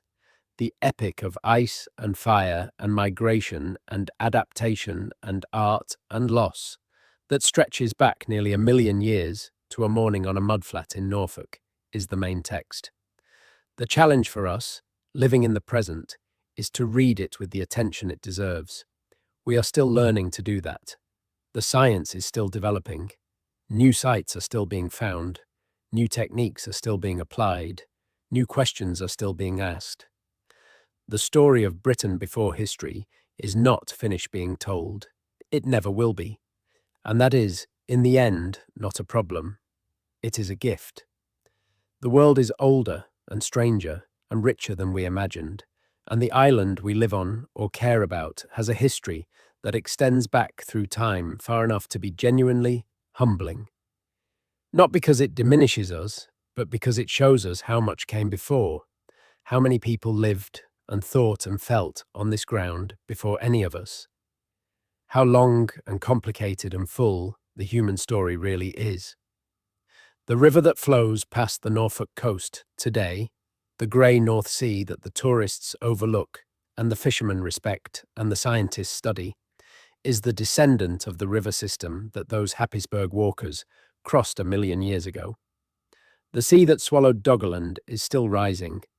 The people who live on this island today carry, in their bodies, the genetic legacy of Neanderthals who died before the last ice age ended, and Mesolithic hunters whose way of life was gone 6,000 years before the Romans arrived. We are the latest chapter in a story that we are only beginning to understand. That is where we will leave it for today. Not at an ending, because there is no ending, only the ongoing accumulation of time and the slow, patient work of science and memory trying to keep up with it. The next time you stand on a chalk hill in Wiltshire, or walk a beach in Norfolk, or look up at the rings of Stonehenge in the grey English light, take a moment to think about all of this. The 1 million years of human life on this island, the people who came and went with the ice and the warmth, the animals who are gone, the landscapes that are drowned, the art that was made in darkness and is still being found. They were here, all of them, and in some sense that matters, they still are. To understand what that continuity really means, though, we need to go back into some of the individual chapters of this story and spend more time there, more time with the actual evidence, the actual sites, the actual people, as far as we can reconstruct them. Because the grand sweep of 1 million years of human life in Britain risks becoming abstract if we do not occasionally stop and stand in one place for a while, look at one set of bones, one campfire, one hand axe, and try to feel the weight of the real. Let us return to the period immediately following the last ice age, the Mesolithic, and explore it in more depth than the overview permitted. The 11,000 years between the end of the Younger Dryas cold event and the arrival of farming may be the least known period of British history in terms of popular awareness, and yet it represents nearly half the entire span of post-Ice Age human habitation on the island. The people who lived through this period, who watched the landscape transform from open tundra edge to dense, temperate forest over the course of multiple human lifetimes, who hunted species that no longer exist in Britain and fished rivers that no longer flow in quite the same channels, left an archaeological record that is sparse but increasingly well understood. The sparseness of the Mesolithic record is partly an accident of archaeology. Hunter-gatherer camps leave different traces than farming settlements. There are no permanent structures with stone foundations. There are no grain storage pits or animal bone accumulations of the scale left by domestic herds. There are no field systems or trackways of the kind that survive in the landscape. What there is consists primarily of lithic scatters, the concentrations of worked flint that indicate where people made and used tools, and of organic remains preserved by exceptional circumstances. Waterlogged sites, bog sites, and cave deposits are disproportionately important in the Mesolithic record for this reason, because only in these preservation environments does the full range of organic material, wood, bone, antler, plant remains survive. Starcar, which we touched on earlier, has been the subject of renewed large-scale excavation in the first decades of this century, and the new work has transformed our understanding of the site. The excavations led by Nicky Milner of the University of York have not just confirmed what earlier researchers found, but have revealed a much larger and more complex occupation than previously suspected. The lakeshore platform that had been identified in earlier work turned out to be just one part of a much more extensive constructed zone along the lake edge. There are signs of multiple structures, possibly timber buildings of a type not previously associated with Mesolithic Britain, suggesting that occupation was more intensive and possibly more sedentary than the simple seasonal camp model implied. One of the most significant recent discoveries at Starcar is a series of posts arranged in what appears to be a deliberate pattern along the lakeshore. Posts driven into the wet ground of a lake margin 10,500 years ago, their wood preserved by the anaerobic conditions of the peat. These posts were clearly placed intentionally and possibly connected by horizontal rails or fence-like structures, though the wood connecting them has mostly decayed. What they were for is debated. They may represent fish traps, structures designed to guide fish into a concentrated area where they could be harvested more easily. They may be part of the lake edge platform, the early stage of its construction, or they may have had some other, currently opaque, purpose. What they demonstrate is deliberate environmental manipulation, the use of labor and planning to create infrastructure in the landscape. The faunal assemblage from Starcar, the collection of animal bones recovered from the site, tells a detailed story about what the people living there were eating and how they were obtaining it. Red deer dominate, as mentioned, but the species list includes elk, roe deer, aurochs, wild boar, beaver, pine marten, fox, wolf, waterbirds of many species, and fish, particularly pike. The fish and birds would have been particularly abundant during spring and summer, when migratory species arrived and breeding populations peaked. The red deer, hunting peak in late winter and early spring, corresponds to the time when the deer, having consumed their fat reserves during the winter, were most vulnerable to human hunters. The people eating this food were living well by any standard. The variety of the diet was exceptional. The caloric density of large game like aurochs and elk is very high. The lake and its margins provided carbohydrate in the form of aquatic plant roots and seeds, particularly water lily rhizomes and bulrushes.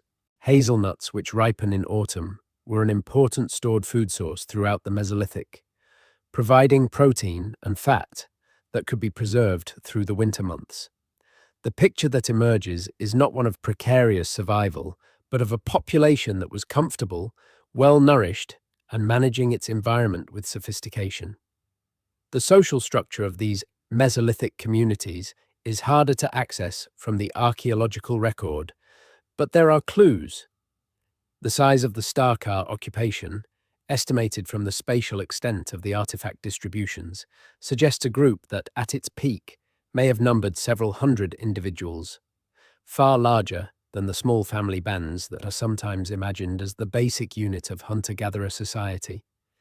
This scale of aggregation, if accurately read from the evidence, implies a degree of social complexity beyond simple kinship groups, a capacity to coordinate the activities of larger numbers of people, to manage the social tensions that inevitably arise in larger groups, and to organize collective activities like the large-scale hunting drives that may have been practiced for species like red deer during certain seasons. The evidence from burials, where they survive in the Mesolithic record, is revealing about social structure and belief. Mesolithic burials in Britain are rare, preserved only where conditions have been favorable. But where they do survive, they show evidence of care in interment, and sometimes of grave goods, objects placed with the dead. A skeleton found at Avellin's Hole in the Mendip Hills of Somerset, dated to around 9,500 years ago, was one of the first Mesolithic human remains found in Britain and shows signs of deliberate burial. At Knock Coig in Scotland, Mesolithic shell middens on the island of Oronsay contain human bone mixed with the remains of food waste in ways that suggest complex mortuary practices, possibly including excarnation, the exposure of bodies to allow the flesh to decompose before the bones were collected and incorporated into the everyday living space of the community. This intimacy with the bones of the dead, which we see at both Gough's Cave in the Upper Paleolithic and at various Mesolithic sites, and which becomes formalized in the communal long barrow burials of the Neolithic, suggests a consistent tradition in British prehistory of maintaining a physical relationship with ancestral remains, of refusing the clean separation between the living and the dead that modern Western culture takes for granted. Whether this reflects a belief in the ongoing agency of the dead, a practice of ancestor veneration, or something else entirely, is not determinable from the bones alone. But it is a consistent thread. The Mesolithic middens, the shell middens in particular, which are found on the western and northern coasts of Britain and Ireland, deserve attention as sources of evidence. A midden is an accumulation of food waste, primarily shellfish shells in coastal middens, accumulated over time in a specific location. The middens of the Scottish Islands, of the Irish coast, and of the Welsh and Cornish shores represent thousands of years of repeated visitation to productive shellfish gathering sites. Some of them are several meters deep, the compressed remains of hundreds of generations of seasonal camps. They contain not just shells, but the bones of fish and marine mammals, the remains of birds, charred plant material, worked flints, and occasionally human burials. They are in essence archive deposits, each layer representing a season or a year of occupation, the whole sequence telling the story of a community's relationship with a particular place across a very long time. The islands of Western Scotland, and particularly the Inner Hebrides, were some of the most productive environments in Mesolithic Britain for marine resource exploitation.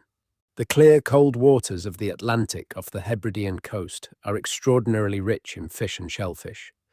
The sea lochs and coastal margins provide sheltered habitats for seabirds, grey seals, and otters. The deer of the island interiors provided large game. The hazel and other deciduous trees of the sheltered valleys provided nuts. It is no surprise that these islands were inhabited from the earliest period of post-glacial recolonization and have remained inhabited more or less continuously ever since. The Mesolithic populations of the Hebrides were, in the broadest sense, the ancestors of every community that has lived on those islands down to the present day. And while the genetic continuity has been interrupted and layered with subsequent migrations, the relationship to place, the knowledge of how to live in this specific environment, persisted in some form, even as the people changed. The transition between the Mesolithic and the Neolithic in Britain is one of the most studied and most debated periods in the island's prehistoric archaeology. The old model, in which farming technology was simply adopted by the existing population in response to its obvious advantages, has been largely abandoned in the light of the ancient DNA evidence. What the genetics show is that the Neolithic populations of Britain, those who built the first long barrows and established the first farming communities, were the descendants not of the Mesolithic Britons, but of farming populations from continental Europe, most closely related to Neolithic populations in Iberia and France.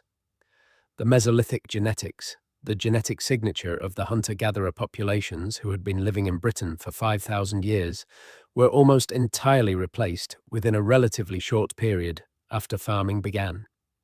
This replacement is one of the most significant demographic events in British prehistory, and understanding it requires considering the experience of both populations. The incoming farmers were not arriving on an empty island. They were arriving on an island that already had a human population, one with deep local knowledge, established territorial patterns, and social networks that extended across the landscape. The encounter between the two populations must have been complex, negotiated, contested, and variable in its outcomes in different parts of the island. The genetic evidence tells us the broad demographic outcome. The farmers won in numerical terms. But the archaeology suggests that the process was neither simple nor uniform. In some parts of Britain, there are signs of what might be called a transitional period, in which elements of the Mesolithic material culture and subsistence strategy persisted alongside the incoming Neolithic practices. Some sites in Scotland and Ireland, regions where the genetic replacement seems to have been less complete or slower than in southern Britain, show hybrid assemblages combining Mesolithic-style lithic tools with Neolithic pottery and possibly some plant cultivation. This suggests that in some areas the two populations coexisted and interacted for several generations, the process of replacement being a slow assimilation rather than a sudden displacement. The fate of the individual Mesolithic Britons caught up in this process is impossible to determine from the archaeology alone. They may have been killed, they may have been enslaved, they may have married into the farming communities and been absorbed genetically and culturally.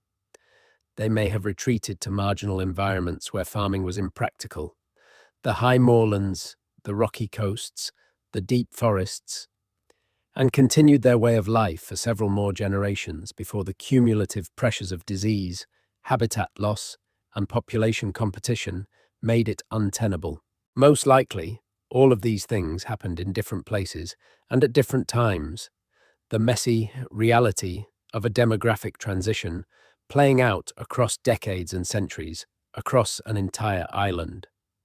What is certain is that the world the Mesolithic people knew, the deep forested landscape with its deer herds and beaver-dammed rivers, its seasonal rhythms and its rich wetland edges, began to be transformed from the moment the first Neolithic communities started clearing trees and planting grain. The process was slow at first, the earliest farming communities small and their impact on the wider landscape limited. But it was irreversible. Each generation of farmers cleared a little more forest, ploughed a little more land, grazed a little more ground, and the cumulative effect over centuries was dramatic. The ancient wildwood that had covered Britain since the early Holocene was retreating, cut back by axes of polished stone and fired to create the open ground that the animals needed and the crops would grow in. The polished stone axe, one of the signature tools of the British Neolithic, is worth dwelling on for a moment. The technology of polishing a stone tool to a smooth surface by grinding it against a grinding stone required considerable labour and produced an aesthetically pleasing as well as functionally superior object. A polished stone axe is more resistant to shattering than a flaked flint one, and its smooth surface reduces friction in woodcutting tasks. But the investment of time in polishing an axe head, which might take many hours, suggests that these objects had value beyond mere utility.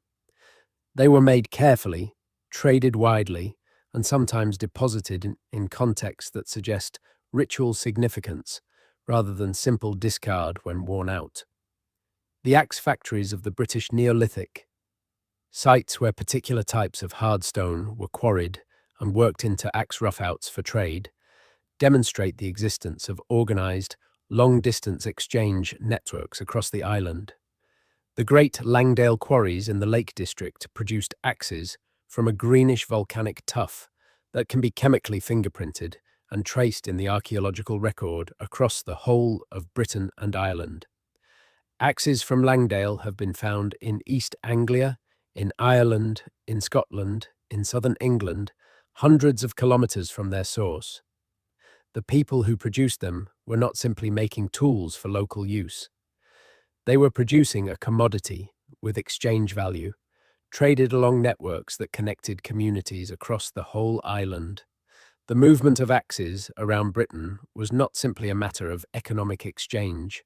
The exchange of valuable objects between communities was, in many societies, primarily a social and political act, a way of creating and maintaining alliances, of expressing respect and mutual obligation, of demonstrating status and building relationships that would outlast any individual transaction.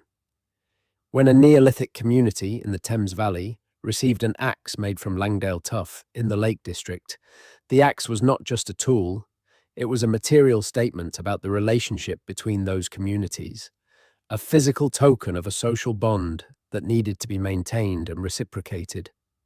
The networks along which the axes travelled were also networks along which people, genes, ideas, and beliefs were exchanged. The building of monuments in the Neolithic was itself partly a demonstration of the capacity to mobilize labor and resources across community boundaries. A long barrow, or a causewayed enclosure, the large oval earthworks that characterize the early British Neolithic and seem to have functioned as gathering places for multiple communities, required more labor than a single family group, or even a single village could provide. They required cooperation between communities, the temporary pooling of labor across normal social boundaries, and the shared belief that the project was worth the investment. The monuments are, among other things, statements about social capacity, declarations that these communities could organize themselves at a scale beyond the everyday. Windmill Hill in Wiltshire, one of the best preserved and most extensively studied causewayed enclosures in Britain, was built around 5,500 years ago. It consists of three roughly concentric rings of ditches interrupted by causeways, hence the name, with an enclosed area of about 8.5 hectares. The ditches contain an extraordinary variety of material: animal bones, human bones, pottery, worked flint, grinding stones, placed in patterns that suggest deliberate deposition, rather than casual rubbish disposal. Pig and cattle bones dominate, and the cut marks on many of them are consistent with feasting, large-scale communal consumption of meat. The human bones are similarly treated to animal bones, mixed in with the food waste, and apparently subjected to the same kinds of processing. This is not a burial site in any conventional sense. It is something more complex, a place where the boundaries between people and animals, between the living and the dead, between the sacred and the everyday, were deliberately blurred in ways we can observe but not fully interpret. The Neolithic period in Britain ended not with a dramatic conquest, but with a gradual transition that began around 4,500 years ago with the arrival from continental Europe of a new cultural tradition associated with a new type of pottery, the beaker tradition. The people associated with this tradition, known as the Bell Beaker people, from the distinctive shape of their pottery vessels, spread across Europe with remarkable speed in the period between 4,500 and 4,000 years ago. In Britain, as elsewhere, the ancient DNA evidence shows that this expansion was not simply cultural, it was biological. A new population arrived from the continent, genetically distinct from the Neolithic farmers who had preceded them, and within a few centuries had largely replaced the existing population. The Bell Beaker people were the bearers of what would become the Bronze Age tradition. They brought with them copper metallurgy, cattle herding cultures, and a new form of social organization focused on individual male warriors with personal weapons and personal wealth. The antithesis of the communal, monument-building culture of the Neolithic. The shift from communal long barrows to individual round barrows as the dominant funerary monument is a direct reflection of this cultural change, a monument in stone and earth to a new conception of what mattered. Not the collective ancestors, but the powerful individual. The Amesbury archer, the individual we met earlier, who had been born in the Alps and buried near Stonehenge with extraordinary wealth, is an early example of this new kind of person. But the pattern is repeated across Britain in the early Bronze Age, high-status individuals, both male and female, buried in round barrows with personal possessions that speak to their rank and connections. The bush barrow burial near Stonehenge, dated to around 4,000 years ago, contained a man interred with a suite of objects that included a gold lozenge plate of extraordinary craftsmanship, a smaller gold lozenge, a bronze dagger with a blade inlaid with thousands of tiny gold pins forming a geometric pattern, two more bronze daggers, a stone mace head with a bone handle decorated with zigzag patterns, and a bronze axe. This was not simply a wealthy man. This was someone whose social position was expressed through the accumulation and display of objects that took many hours and considerable skill to make, and that came from sources spread across much of Britain and the continent. The woman buried at Wilsford near Stonehenge, known as the Normanton Bush Barrow Lady, was interred with amber beads from the Baltic, shale beads from Whitby, and pottery that suggest connections to the continent. Her burial is one of hundreds that demonstrate the far-reaching connections of Bronze Age Britain. The amber came from the Baltic shores of what is now Poland or Lithuania, a distance of over 2,000 kilometers from Wiltshire. It arrived through a series of exchanges, each link in the chain involving people who probably never knew where the amber had originally come from or where it was ultimately going. The networks that moved these materials were not organized trade routes in any modern sense. They were chains of social relationship, each link maintained by the obligation of reciprocity that gift exchange creates. The metalwork of the British Bronze Age is, by any standard, among the most technically and artistically accomplished of its period anywhere in the world. The gold lunulae, crescent-shaped ornaments made from beaten gold sheet, produced primarily in Ireland and found across Britain and Western Europe, are objects of extraordinary beauty and technical precision. The copper alloy swords of the late Bronze Age, slender and well-balanced, with the hilt cast as an integral part of the blade, are weapons of genuine sophistication, designed by people who understood the mechanics of swordsmanship and the metallurgical properties of their material. The bronze shields, hammered out of sheet metal and decorated with concentric rings of raised bosses, were probably too thin for combat use and served primarily as display objects, used in ceremonies and deposited in rivers and bogs as offerings to the powers that controlled the waters. The rivers of Bronze Age Britain were significant ritual landscape features. The practice of depositing valuable objects in rivers, bogs, and other watery places was widespread throughout the Bronze Age and Iron Age and persisted in attenuated form into the Roman period and beyond. Bronze swords, spears, shields, cauldrons, horse fittings, and personal ornaments have been dredged from the Thames, the Severn, the Trent, and dozens of other rivers in quantities suggesting regular, deliberate deposition rather than accidental loss. The interpretation most commonly offered is that these were votive offerings, gifts to the supernatural powers associated with water, made in return for favors, granted or in hope of favors to come. The rivers were alive in the Bronze Age imagination in a way that modern secular culture finds difficult to fully appreciate. They had personalities, powers, and demands. They needed to be propitiated. The later Bronze Age in Britain, the period from around 3,200 to 3,000 years ago, saw changes in the organization of the landscape that reflect a more settled, more intensively managed agricultural economy. The coaxial field systems of Dartmoor, whose stone walls still define the ancient fields on the high moorland above the modern farm boundaries, were laid out during this period in a manner that suggests central planning rather than piecemeal accumulation. Parallel boundaries, sometimes extending for kilometers, divide the landscape into long, narrow strips that run consistently in the same direction across the terrain, respecting local topography but clearly following an overarching plan. Similar field systems, visible from the air as crop marks in lower-lying areas, where ploughing has removed the original earthworks, are found across much of southern and central Britain.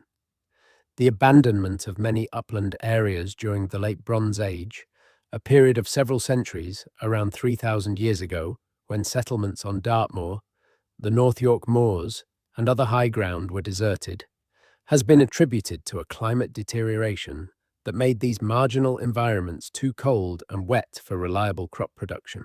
The pollen evidence from peat bogs shows a dramatic decline in tree pollen and a corresponding increase in grass and heath pollen at this period, suggesting widespread abandonment of cleared farmland and the beginning of the moorland environments that characterize these uplands today. The moors of Dartmoor and the North York moors, landscapes that seem to many visitors the quintessence of wild, untamed nature, are in fact cultural landscapes shaped by Bronze Age farming and its aftermath, carrying the fossil forms of 3,000-year-old field walls and house platforms beneath their heather and bracken. The transition from the Bronze Age to the Iron Age in Britain, beginning around 3,000 years ago, was associated not just with technological change, but with a reorganization of the symbolic and ritual landscape. The great ceremonial enclosures of the Neolithic and early Bronze Age, Stonehenge, Avebury, the Henges of Orkney, had ceased to be maintained and were presumably no longer functioning as active ritual centres well before the Iron Age began. The hill forts that became the dominant monument type of the Iron Age represent a completely different conception of what a significant built place should be. They are defensive, or at least defensible. They are residential in ways the Henges were not. They project power through their scale and engineering, rather than through astronomical alignment or ancestral symbolism. But the shift was not total. Water continued to be a focus of ritual deposition throughout the Iron Age and into the Roman period. The sacred groves, the nematon of the Celtic-speaking peoples, were maintained in the woodland as places of religious significance. The Druids, the priestly class whose role was to maintain and transmit the accumulated sacred knowledge of their society, are described by Greek and Roman observers as conducting rituals in groves of oak, performing ceremonies involving the cutting of mistletoe with a golden sickle, making human sacrifices at certain festivals, presiding over the major seasonal celebrations that organized the Celtic year. The Celtic calendar that these rituals organized was based on a four-part division of the year, with major festivals at what we would call the beginning of November, February, May, and August. These festivals, known in the Irish tradition as Samhain, Imbolc, Beltane, and Lughnasadh, marked the transitions between seasons in an agricultural and pastoral economy. The movement of livestock between summer and winter grazing, the beginning of the lambing season, the start of summer, the harvest festival. They were occasions for communal gathering, feasting, exchange, the renegotiation of social relationships, and ritual performances designed to ensure the continuation of fertility and abundance for the coming season. Elements of these festivals have survived in attenuated or transformed form as Halloween, Candlemas, May Day, and the Harvest Festival of the Christian calendar, a continuity of seasonal celebration extending back through 2,500 years of religious change and cultural transformation. The language spoken by the Iron Age population of Britain was an ancestor of modern Welsh, Cornish, Scots Gaelic, and Irish, the surviving members of the Brittonic and Goidelic branches of the Celtic language family.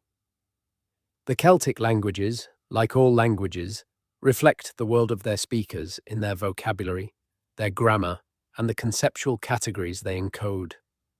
The extraordinary richness of the Celtic languages in vocabulary relating to landscape, kinship, cattle, and the supernatural suggests something about the world in which they developed and the things that mattered most to the people who spoke them. The Irish language alone has dozens of words for different types of ground, different states of weather, different kinds of relationship, a lexical richness that reflects millennia of careful attention to the world. The Druids, whatever the distortions introduced by Roman observers who were not neutral witnesses, were clearly a learned class whose social function was to maintain and transmit knowledge that could not be written down. The fact that the Druids refused to commit their law to writing insisting instead on memorized oral transmission, is commented on by several ancient writers, and the scale of what they were maintaining orally must have been enormous. The legal codes, the genealogies, the astronomical knowledge, the religious narratives, the historical traditions, the medical knowledge, the poetic forms, all of this was held in memory by individuals who had spent 20 years or more in training, learning to store and reproduce vast quantities of material without external aid. The tradition of the Irish Olama, the highest grade of poet and scholar in early medieval Ireland, who could recite the genealogies of every noble family in the country and the histories of every place, is a glimpse of what this oral tradition could sustain. It is a form of knowledge, storage, and transmission that modern cultures, dependent on writing and later digital technology for collective memory, have almost entirely lost the capacity to appreciate. The Britain that Julius Caesar encountered in his expeditions of 55 and 54 BCE was therefore not a primitive place awaiting the civilizing influence of Rome. It was a society of considerable sophistication, connected to continental Europe by trade and cultural exchange, governed by a complex hierarchy of kings, warriors, and priests, producing metalwork of high artistic quality, maintaining extensive agricultural systems, and sustaining a rich oral intellectual tradition. What it lacked, from the Roman perspective, was writing, and the Roman tendency to equate literacy with civilization has shaped the way later cultures, including our own, have understood the distinction between the historical and the prehistoric.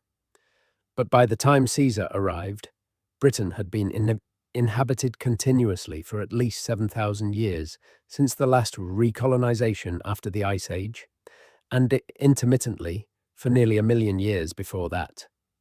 The people who greeted his galleys were the heirs to an unbroken tradition of human life on this island, stretching back through the Bronze Age and the Neolithic and the Mesolithic to the earliest post-glacial recolonizers, and, beyond them, to the Neanderthals and the Homo Heidelbergensis people and the beings of Happisburg, whose feet pressed into the Norfolk mud before the Thames had found its current course.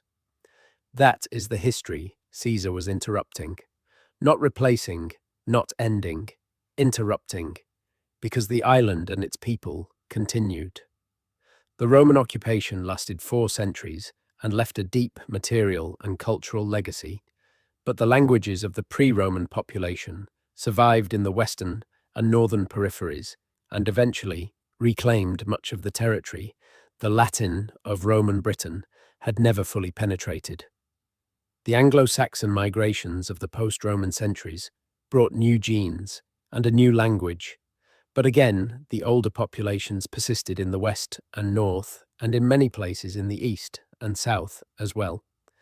The Viking settlements of the 9th and 10th centuries added another layer. The Norman conquest of 1066 added another. The result, the genetic and cultural and linguistic reality of Britain today, is a palimpsest of all of these layers. A text, written and overwritten and written again, but never fully erased. Beneath all of it, the oldest layer remains.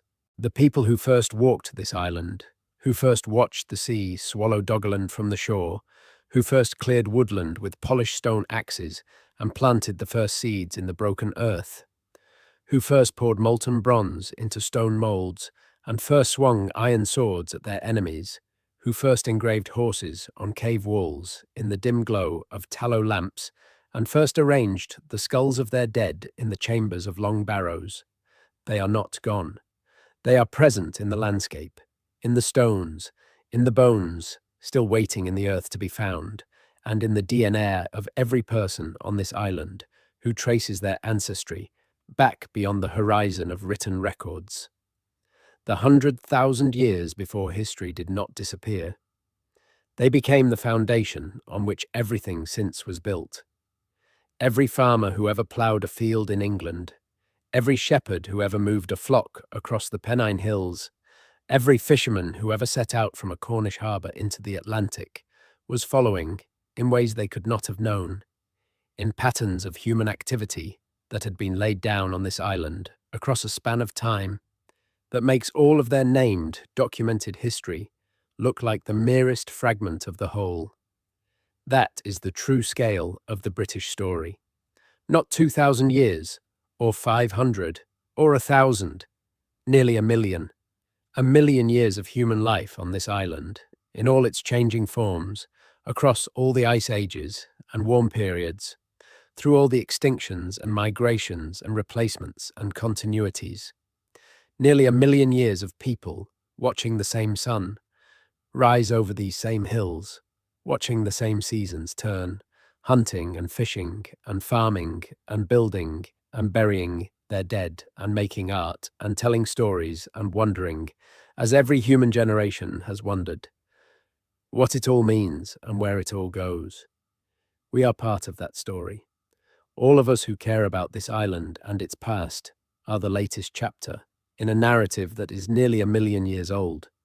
And if we approach that narrative with the attention it deserves, with the patience to sit with the evidence and let it speak slowly and partially and imperfectly, as all evidence does, we find something that no textbook has ever fully captured. We find that the deep past is not strange or alien or incomprehensible.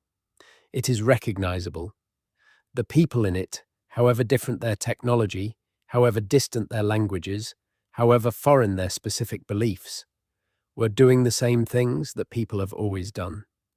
They were living, they were loving, they were mourning their dead, they were feeding their children. They were trying to understand the world they found themselves in and making their best attempt to leave it a little better, a little more comprehensible, a little more full of meaning than they found it. That is what the bones and the tools and the footprints and the cave art and the buried monuments tell us, if we are quiet enough to listen. Not just information about the past, though they give us that too, but evidence that the human project, the long, complicated, frequently tragic, occasionally magnificent project of being conscious creatures on a small planet in an indifferent universe, has been going on here, in this particular set of hills and valleys and coastlines and river valleys, for a very long time. Long enough that our own brief lives look different when placed against that background. Smaller in one sense, because the scale of the deep past dwarfs everything, but larger in another, because we are the continuation of something that has been building for nearly a million years. And whatever we do with the time we have here adds one more layer to a story that is still, as far as we can tell, nowhere near its end. The river is still flowing. The hills are still there. The bones are still in the ground, most of them waiting to be found. And the story of the missing 100,000 years, of the nearly 1 million years, is still being told. Every time a researcher kneels in the mud of a Norfolk beach at low tide to measure the impressions left by feet that walked this shore almost a million years ago. Every time that happens, the past speaks to the present, across the deepest possible distance, and says simply, we were here. We were here, and we were real, and we mattered. Remember us. There are specific places in the British landscape where the depth of the prehistoric past is felt most acutely, where the accumulation of human life across millennia is almost tangible in the physical environment. The Orkney Islands, the archipelago of windswept islands off the northern tip of Scotland, constitute perhaps the most extraordinary prehistoric landscape in the British Isles, a concentration of Neolithic and Bronze Age monuments that rivals anything in mainland Britain or continental Europe, and that exists in a state of preservation made possible by the treelessness of the islands and the relative lack of deep ploughing in their thin soils. The Orcadian Neolithic, the period from around 5,500 to 4,500 years ago, saw a remarkable flowering of monument building and, presumably, of the social complexity that makes such construction possible. The settlement of Skara Brae, uncovered by a storm in the winter of 1850 from beneath a grass-covered mound on the shore of the Bay of Scale, is the best preserved Neolithic village in Europe. 8 interconnected stone-built houses, their walls still standing to head height, their internal fittings of stone beds, stone dressers, and stone cupboards still in place, give an immediate and almost domestically intimate view of Neolithic life that no other site can match. The people who lived at Skara Brae between about 5,100 and 4,500 years ago were farmers and pastoralists, keeping cattle and sheep, growing wheat and barley, supplementing their diet with shellfish from the beach and fish from the sea. Their houses were heated by central hearths and insulated by the midden, material packed against their outer walls. The stone furniture, the dresser facing the doorway in each house, the bed enclosures on each side of the hearth, the storage tanks sunk into the floor, is so consistent from house to house that it speaks either to strong social norms about domestic organization or to a single period of planned construction, probably both. These were people who lived in a regular, structured way, whose domestic arrangements were shaped by shared cultural expectations about how a house should be arranged and what it should contain. The standing stones of the Orkney mainland, the Ring of Brodgar, and the standing stones of Stennes are among the oldest and most impressive stone circles in Britain. Stennes, built around 5,000 years ago, predates Stonehenge by several centuries and is constructed from massive slabs of local sandstone, some of them over 6 meters tall. Its proximity to the Barnhouse settlement, a village of large stone houses that seems to have been a site of particular social importance in the Orcadian Neolithic, suggests that the stone circle was integrated into the everyday social and ritual life of a substantial community, rather than being a remote, occasionally visited sacred site. The landscape around the Loch of Harre and the Loch of Stennes, where these monuments cluster, was a sacred centre for the Orcadian Neolithic world, a place where communities gathered, the dead were commemorated, and the boundaries between the ordinary and the extraordinary were deliberately blurred. The Maeshowe Passage grave, a few hundred meters from the Ring of Brodgar, is one of the architectural wonders of prehistoric Europe. Built around 5,000 years ago, it consists of a large, stone-lined chamber approached by a long entrance passage, all covered by a massive earthen mound. On the midwinter solstice, the setting sun shines directly down the entrance passage and illuminates the back wall of the inner chamber with a column of golden light. This alignment is precise enough that it cannot be accidental, and it tells us something important about the Neolithic mind, that the people who built Maeshowe were sufficiently sophisticated in their astronomical observations to predict the exact day of the winter solstice and sufficiently skilled in architecture to encode that observation permanently in stone. The midwinter sunset was important to them, perhaps as the moment when the darkest point of the year was past and the return of the light began, and they chose to mark it in the most durable way available to them. Across the Pentland Firth from Orkney, on the Scottish mainland and throughout the Highlands and Islands of Scotland, the legacy of the Mesolithic is in some ways better preserved than in the more intensively farmed lowlands. The great forests of Caledonia, which once covered much of the Scottish Highlands and were already reduced by the early medieval period, are now largely gone, but the pollen record in the peat bogs of the Highlands preserves a detailed chronicle of their history.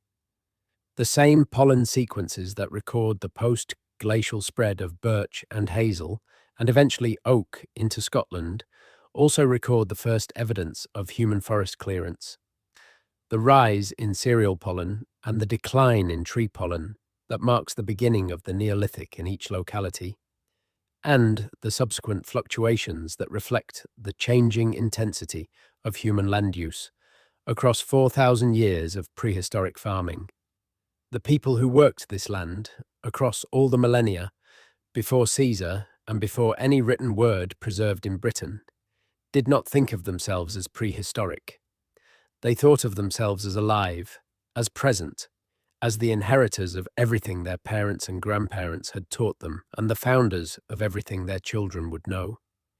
The word prehistory, with its implication of a narrative not yet properly begun, is our word, a word of the literate cultures that came later, a word that says more about how we understand history than it says about the reality of the past.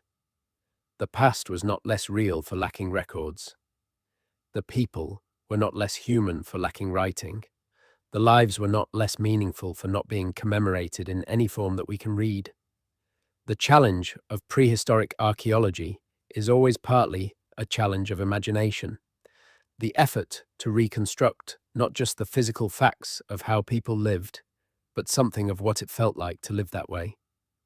What was it like to be a child in Scarborough, sleeping in a stone-sided bed while the fire crackled and the wind howled off the Atlantic? What was it like to walk through the forest of Mesolithic Britain, following a deer track through the hazels, knowing the country intimately in the way that only a lifetime of daily movement through it produces? What was it like to stand at the edge of the North Sea in the moment when the water crept over the last piece of Doggerland, watching the land that your grandparents had told you stories about disappear beneath the grey waves? These experiences are not recoverable from the archaeological record, but the attempt to imagine them is not therefore futile. It is, in fact, essential, because without the attempt, the past remains only data, only bone fragments and lithic scatters and pollen percentages, and does not become what it truly is, which is the record of human lives as real and complete and inwardly complex as our own. The bones in the long barrows were people. The fingerprints pressed into Neolithic pottery before it was fired are the fingerprints of individuals who had names and personalities and fears and jokes. The footprints in the Norfolk mud were left by a child walking close to an adult, perhaps holding a hand, perhaps running ahead, perhaps calling back to say that the water was cold or that there were fish in the estuary, or simply, as children always do and probably always have, saying something that seemed urgent in that moment and was gone an instant later. They were here. For nearly 1,000,000 years, they were here. Before the Romans, and before the Celts, and before the Neolithic farmers, and before the Mesolithic hunters who watched the sea swallow their world. Before all of that, the first people walked these shores and left the oldest footprints outside of Africa in the mud of a Norfolk estuary. And everything that has happened here since, every farm and city, and road and cathedral, and parliament, and factory, and hospital, and school, is built on the ground they walked. That is not a footnote, that is the whole story. The question of how we know all of this, how the patient work of archaeology, and genetics, and geophysics, and paleoecology has assembled this picture from such fragmentary evidence, is itself a remarkable story. Every decade brings new techniques that allow researchers to extract more information from the same physical remains that earlier generations had to work with in cruder ways. The revolution in ancient DNA analysis that began in the first decade of this century and has matured rapidly since then has transformed paleoanthropology and prehistoric archaeology more profoundly than any development since the invention of radiocarbon dating in the 1940s. The ability to extract and sequence genetic material from bones that are thousands, tens of thousands, even hundreds of thousands of years old has turned genetic material into a kind of written record, a molecular history that the bones themselves carry without knowing it. The ancient DNA results for Britain have been particularly rich and surprising. The story of multiple population replacements, the Mesolithic hunters replaced by Neolithic farmers, the Neolithic farmers substantially replaced by Bell Beaker people, the Bronze Age and Iron Age populations supplemented by later migrations, is not the linear narrative of a single people in a single place that earlier histories sometimes implied. Britain has always been a destination, always been remade by movement and contact, always been the endpoint of journeys made by people seeking land or opportunity, or simply following the animals and the warmth. The island's insularity, its separation from the continent that was achieved 8,000 years ago, never made it immune to migration. It just required those migrations to come by water, and all of this work continues. The sequencing of ever more ancient genomes is refining the picture of who came to Britain and when and from where. The excavation of sites like Starkar and Happisburg and the underwater exploration of the submerged landscapes of the North Sea are adding detail and nuance to the broad strokes. The application of isotopic analysis to individual skeletons is revealing the life histories of specific people in ways that personalize what might otherwise remain abstract demographic data. Every year, the picture grows richer and more complex and more human. There is no end to this story. There is only the next question, the next site, the next bone to be found and dated and analyzed, the next piece of evidence that forces us to revise what we thought we knew and expand what we can say about the long and remarkable human history of this island. The 100,000 years before history, the nearly million years before anyone wrote anything down, are not a sealed chapter. They are a continuing investigation, a conversation between the present and the deep past that will go on for as long as there are people curious enough to ask what came before, which is, if this documentary has done what it set out to do, exactly what you are now. Stay curious. Keep asking. The ground beneath your feet is older and more storied than any monument or text, and it still has secrets to give up. We will be here to share them with you when it does.